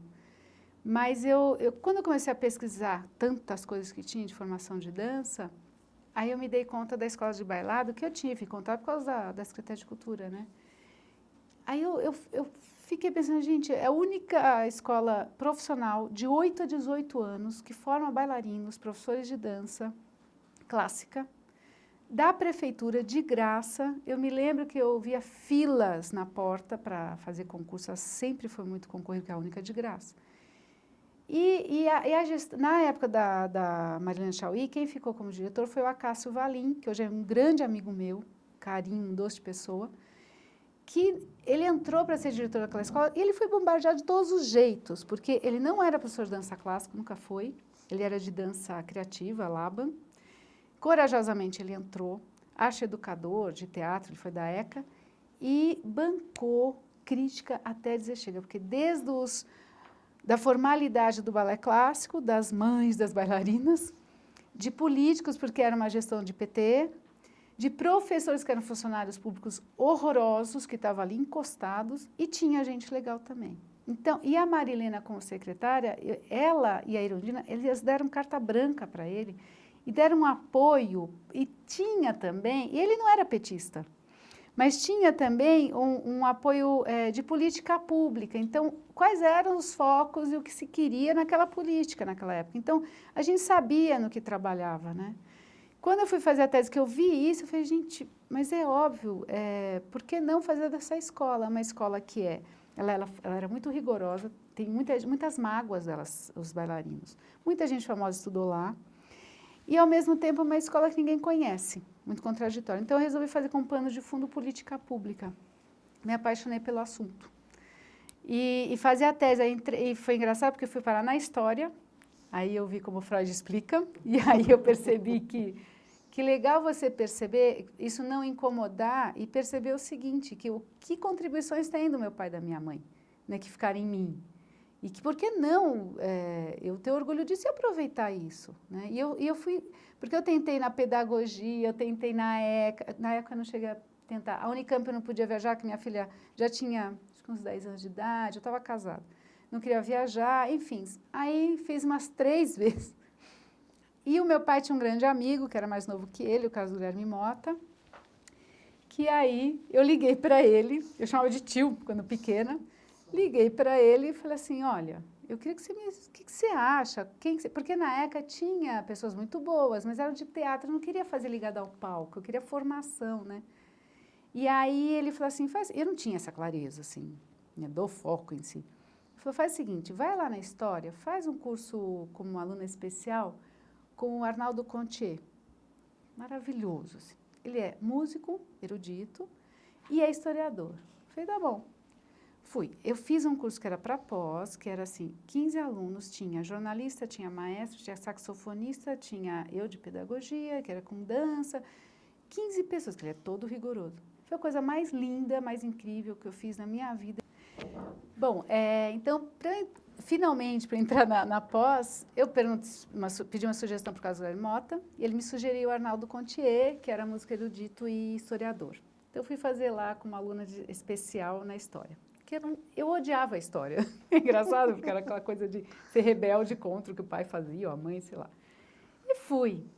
E foi fantástico. Foi uma das coisas mais lindas que eu já fiz na minha vida e aprendi muito. Era um curso só para 15 pessoas de pós, foi um super desafio para mim, super. Tinha feito a pedagogia na graduação. E voltei depois de muitos anos, né? Não foi em seguida. E tinha uma variedade de pessoas geniais, assim, que era jornalista, saxofonista, tinha pianista, tinha eu, pedagoga, que era ligada à dança, e alguns outros. E ali ele fez uma análise da passagem do século XIX para o XX a partir da música. E esse cara, ele sabe sobre dança. Para mim foi assim, um presente. Então, eu fiquei fascinada porque, assim, como ele fez um curso, que a gente fez um monte de seminário também, estudou para a porque ele é super rigoroso, e como é fantástico, assim, você criar e não ser naquela coisa linear. E meu pai, como historiador, eu lembro que ele falava assim, você não precisa ver a vida linearmente, a história, a linha do tempo linearmente, ele falava. Existem divisores de águas. E nunca me esqueço disso. E quando eu me dei conta desse curso, eu falei, nossa, olha que fantástico esse cara está fazendo. História e arte, música, né? E dança. Então, eu saí dali, assim, com muita vontade de fazer a pós com ele, mas eu não consegui, foi árduo, foram 32 pessoas para uma vaga. Nossa, foram 8 horas de espera fazer entrevista, insano. Eu ficava pensando, o que eu estou fazendo aqui? Mas fui para a entrevista, ele me falou coisas do Projeto Fantástica, não peguei a vaga dele, e quem entrou foi um cara que ficou muito amigo meu, que era sobre futebol. Então, o Arnaldo ali tem essa fama de ser rigoroso, mas ele tinha uma abertura intelectual, e ele é fantástico, adoro, admiro. Bom, não passei com ele, eu já estava arrasada, era segunda vez, terceira vez que eu estava tentando, cheguei para o Carlos e falei assim, não vou mais fazer, chega, não quero fazer essa pós, eu tive um ataque. Aí o Carlos no telefone falou assim, de jeito nenhum, você tem que fazer uma coisa diferente, que é dança, não sei, não tinha faculdade, só em 85, né, começou a ter, que foi a primeira foi na Unicamp, né, então não tinha onde fazer pós de dança, né, era ainda muito difícil isso. E aí, ele falou, não, é o seguinte, tem um orientando meu que está defendendo agora, logo mais, você presta de novo com o exame e se você passar, você pode apresentar o projeto para a minha vaga. Eu não estava aguentando mais, mas aí eu fiz de novo. E era a língua primeiro, né? Na história da USP era a língua. Fiz de novo de inglês, passei para pegar a vaga com ele. E aí eu fiz tudo direitinho para o mestrado, tudo certinho, só que aí eu me separei. E aí eu me atrasei para a qualificação, fiquei muito aflita. E aí eu tive que tem muito a ver para eu parar aqui no Museu da Pessoa, porque como era dança, eu escolhi a escola de bailado e a dança no Brasil não tinha muito registro na época. Então, eu fui obrigada a entrevistar as pessoas, eu não gostava, não sabia fazer.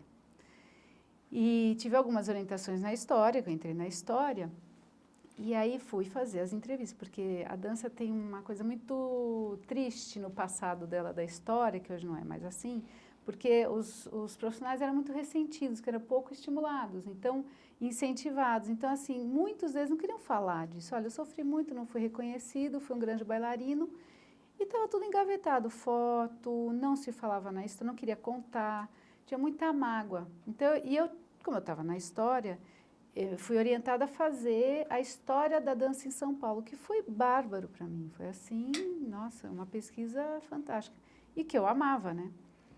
Então, quando eu entrei na pós, voltei a dar aula. Depois desse período aí desempregada, fazendo bicos, não sei o quê, eu estava na IBGI, dando aula para crianças pequenas, de novo, 3 anos que eu adoro. Foi muito legal, o tempo que eu fiquei 1 ano e meio. Ao mesmo tempo, era pós, que eu tinha um prazer muito grande de ir para a USP, eu adorava fazer aqueles cursos, estava aprendendo um monte, tive muita dificuldade porque eu não era historiadora, tive que ler muita coisa, né? E eu super disciplinada, adorava fazer a pesquisa.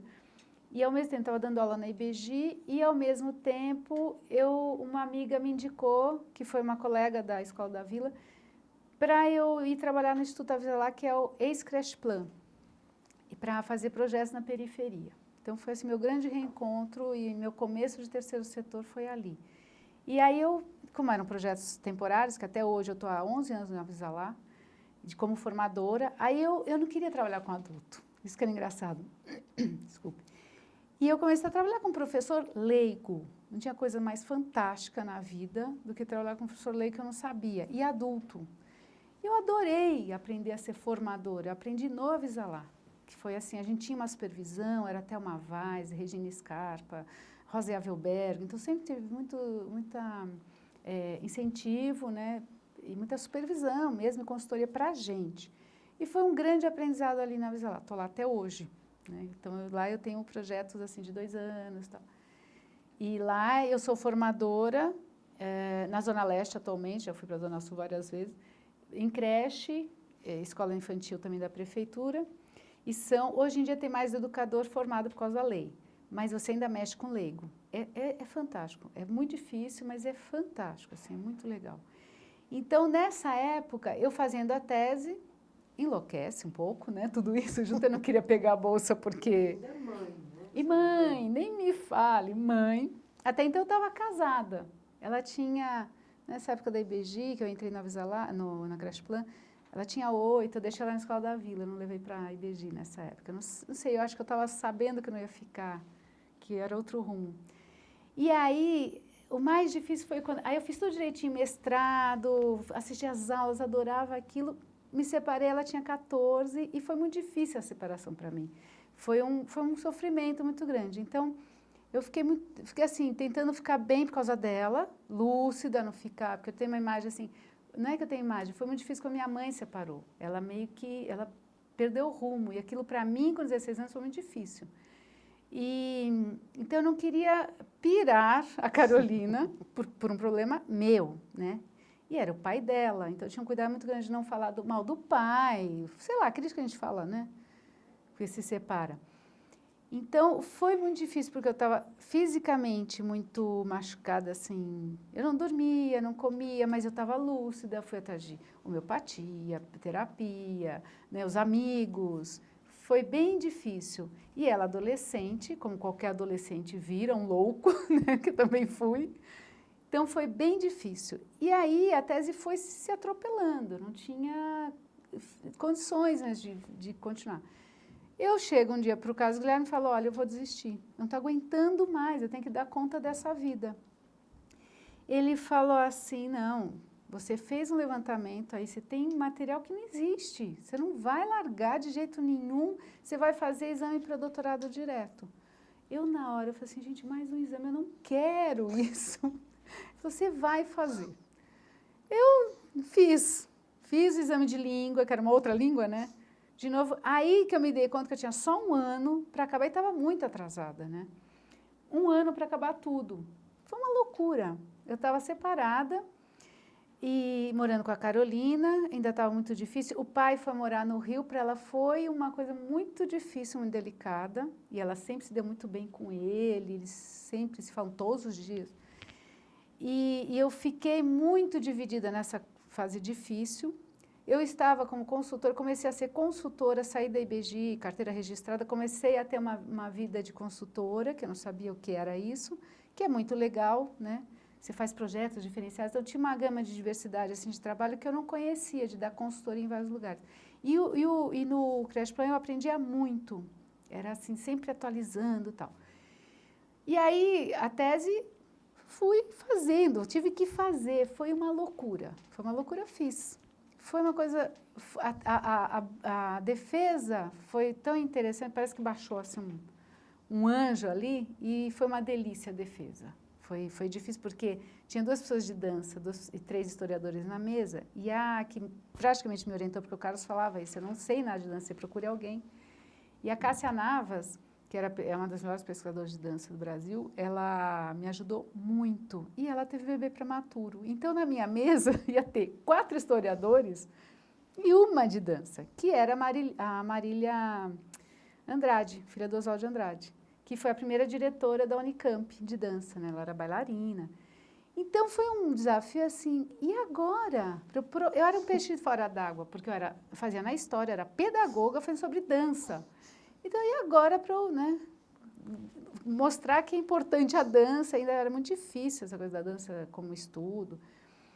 Então, eu trabalhando como consultora, e a defesa foi linda, porque aí o que eu fiz? Eu conversando com o Carlos, eu falei, olha, como a Marília é da Unicamp, ela é convidada, eu quero que ela fale primeiro.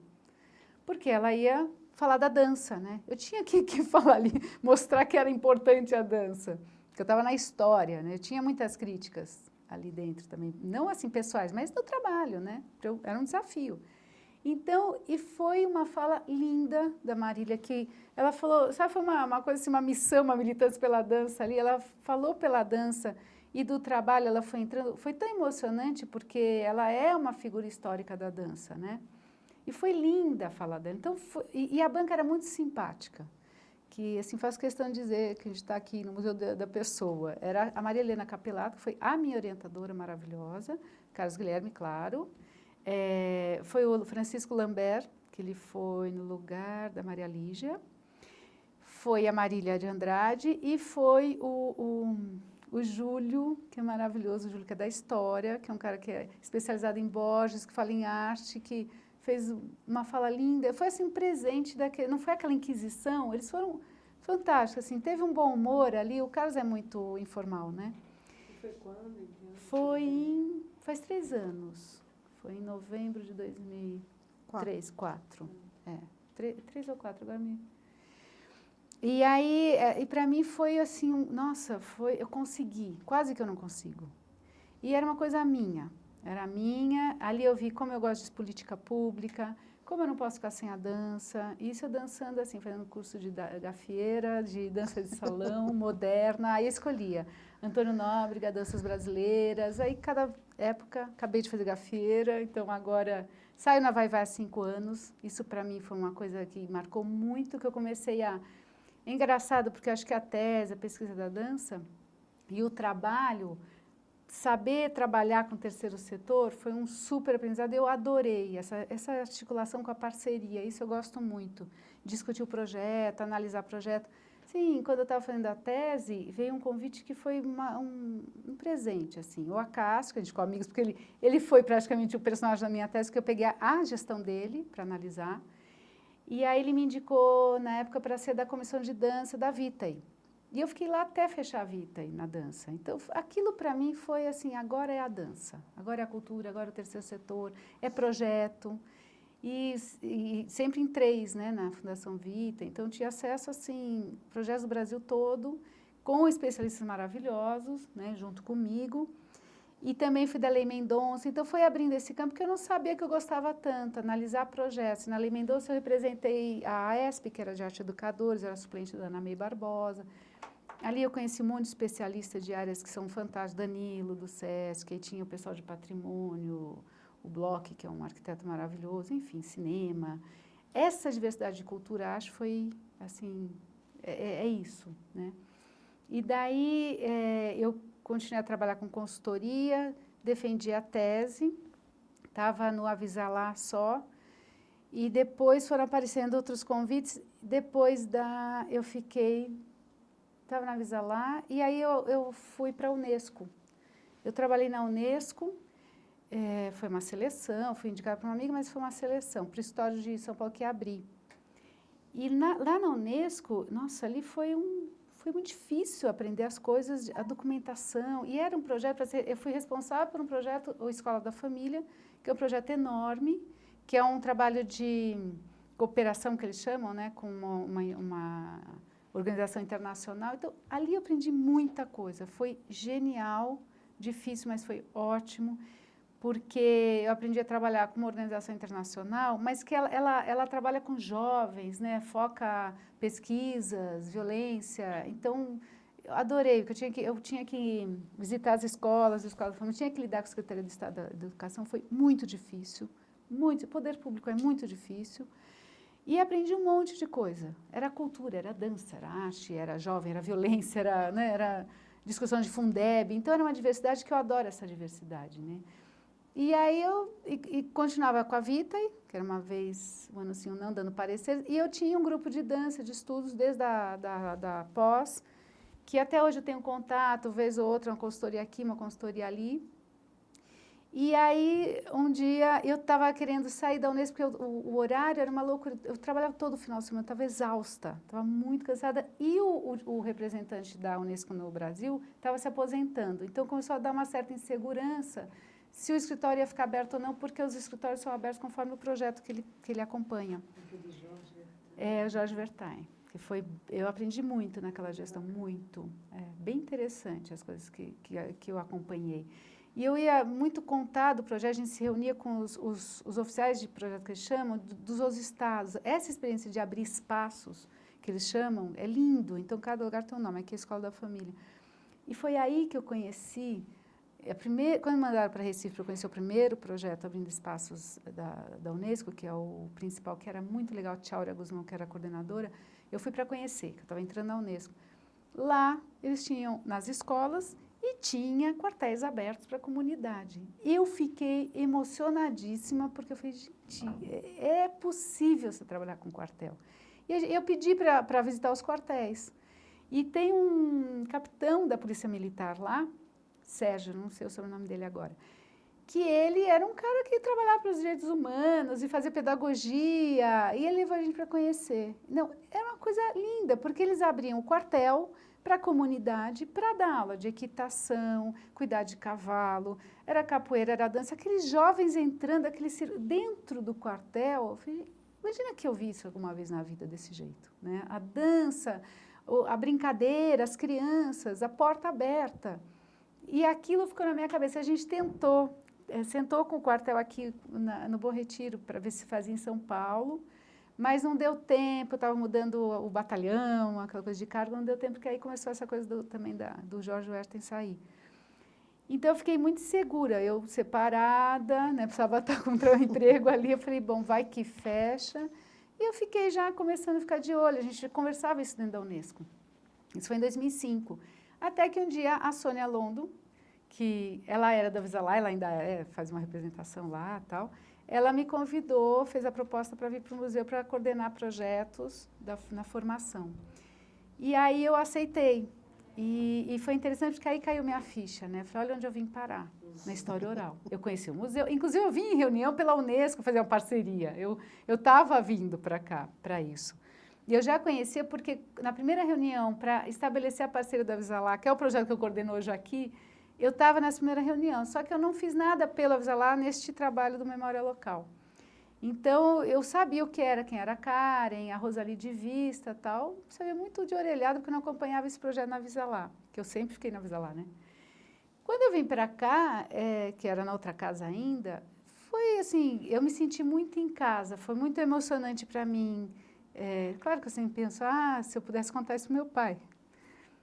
E aí, assim, eu me senti assim, em casa, o ambiente era outro, aprender muita coisa nova. Eu tenho muita vontade de ter mais tempo de aprender coisas do estúdio, que é imagem, que é movimento, né? Então, isso para mim é muito legal estar perto dos meninos, aprendo com eles, é muito pouco, não dá tempo ainda.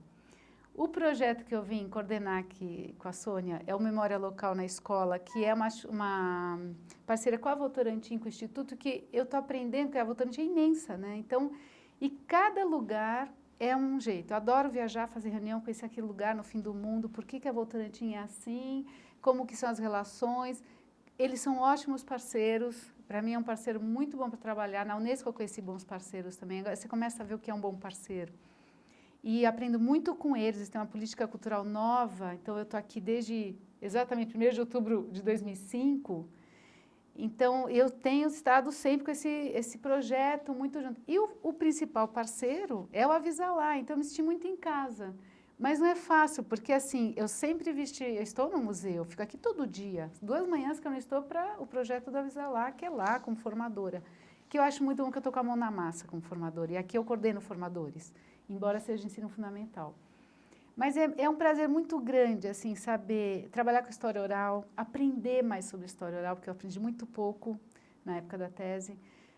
Fiz tudo errado, sabe? Pensando assim, mas que bom saber como é agora. Eu acho genial, os projetos que tem são lindos. É muito difícil, somos um instituto, é pouca gente, tem seus problemas, tem, mas eu aprendo muita coisa, é muito desafiador, porque não é fácil você lidar com o parceiro do poder público, né? Tem o privado, esse triângulo, e temos um parceiro que é constante, que é o Instituto Avisalá. E eu tenho muito que ter esse cuidado ético. Aqui eu sou museu e na hora que eu estou com eles, eu sou museu.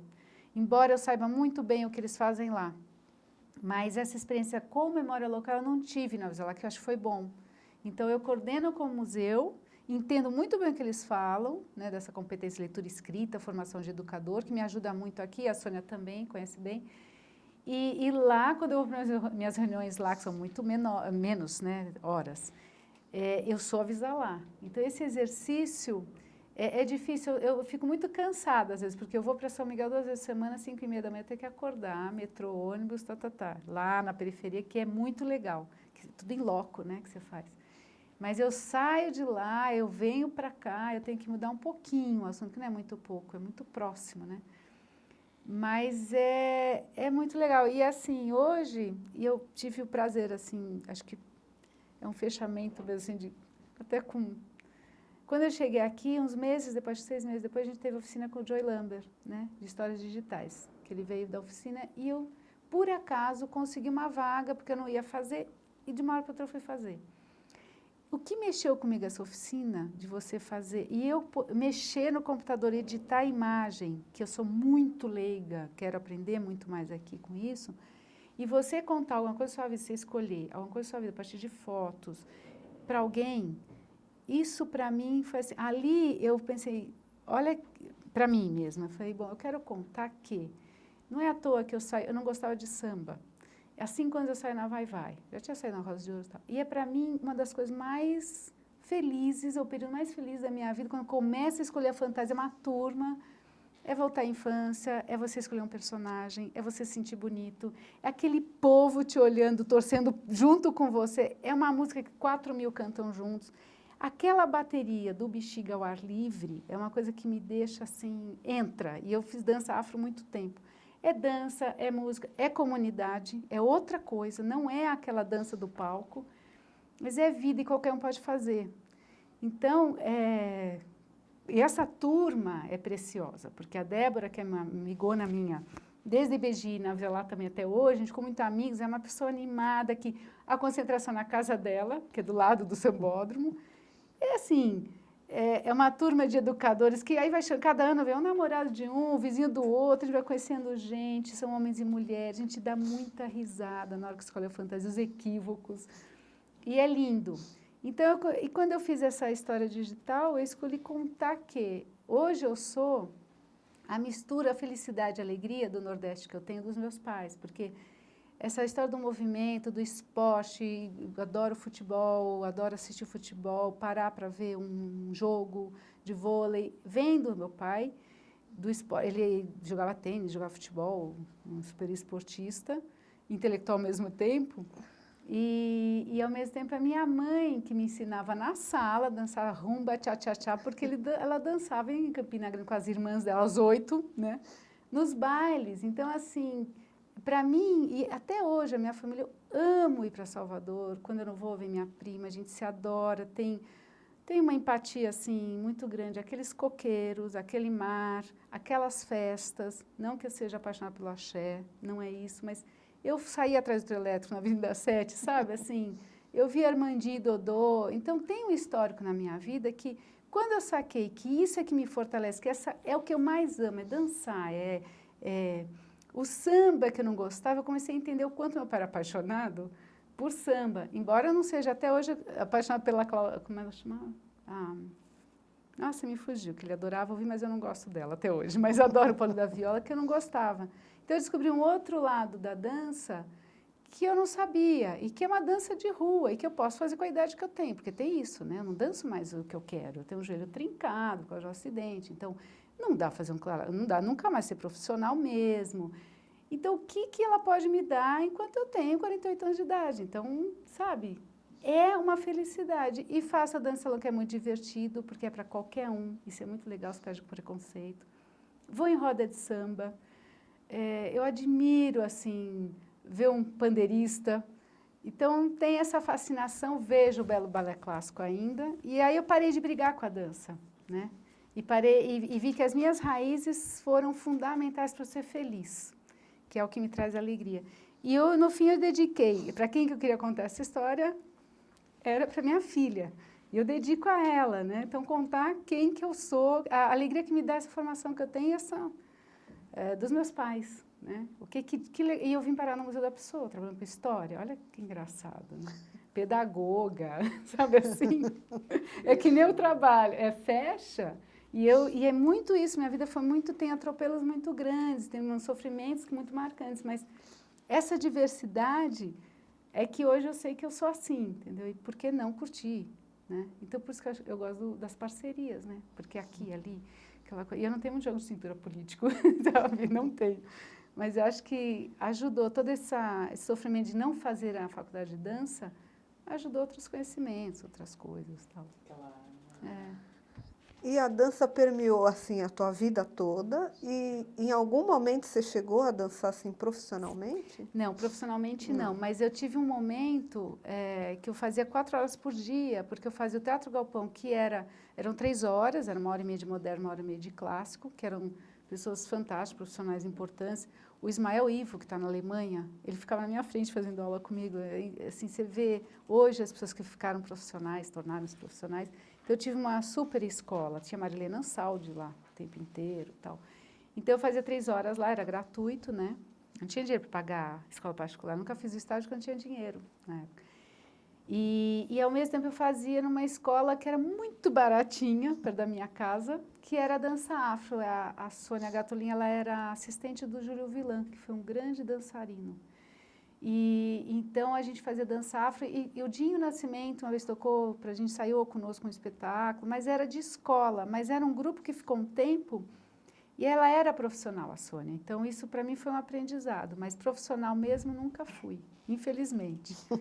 Ou felizmente, né? Porque aí você deu essa... Quem sabe Interessantíssimo. é verdade. Acho que a gente sabe.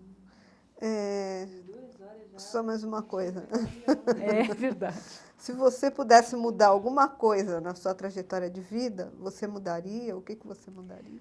Olha, mudar não, mas se for mudar, né? Mas assim, o que eu gostaria de ter feito e não fiz? Ter outro filho, dar um irmão para Cacá e fazer a faculdade de dança, ser profissional. Dançarina profissional, bailarina profissional, não adianta. 2 coisas que eu gostaria de ter feito, mas a amargura não tenho mais da coisa da dança, sabe? E não tive outro filho porque as circunstâncias da vida, né? E a gente conversa muito isso, eu e ela. Isso é muito legal, de ter irmão ou não, como é que foi, ter vontade de ter outro filho ou não, por que não tivemos. Isso é muito... E ela é muito legal porque ela quer ter muitos filhos, é engraçadíssimo, ela não vê a hora. E aí então a gente morre de rir disso, porque eu não gostaria de ter 4 filhos, não mesmo, nem 3. 2 estava excelente, né? Mas ela fala isso, eu acho um barato. Ela é muito diferente de mim nisso. Seria isso. Então, tem alguma coisa assim que a gente não perguntou que você gostaria de colocar mais? Olha, eu falei tanto, eu gostei tanto de fazer a entrevista, porque eu pensei, eu queria saber como era ser entrevistada, porque eu trabalho aqui no museu, mas eu gosto de falar da minha vida, acho interessante. Isso que agora eu saquei, coisas que me fazem muito feliz e tal. Deixou de ser amarga, minha vida foi muito amarga, porque eu não fiz dança, então vai fazer, vai dançar, né? Então, eu gostei muito de fazer entrevista, eu falei tanto, não, acho que tá ótimo, foi um prazer. Então, a gente agradece a sua entrevista em nome do Museu da Pessoa. Obrigada. Obrigada a vocês.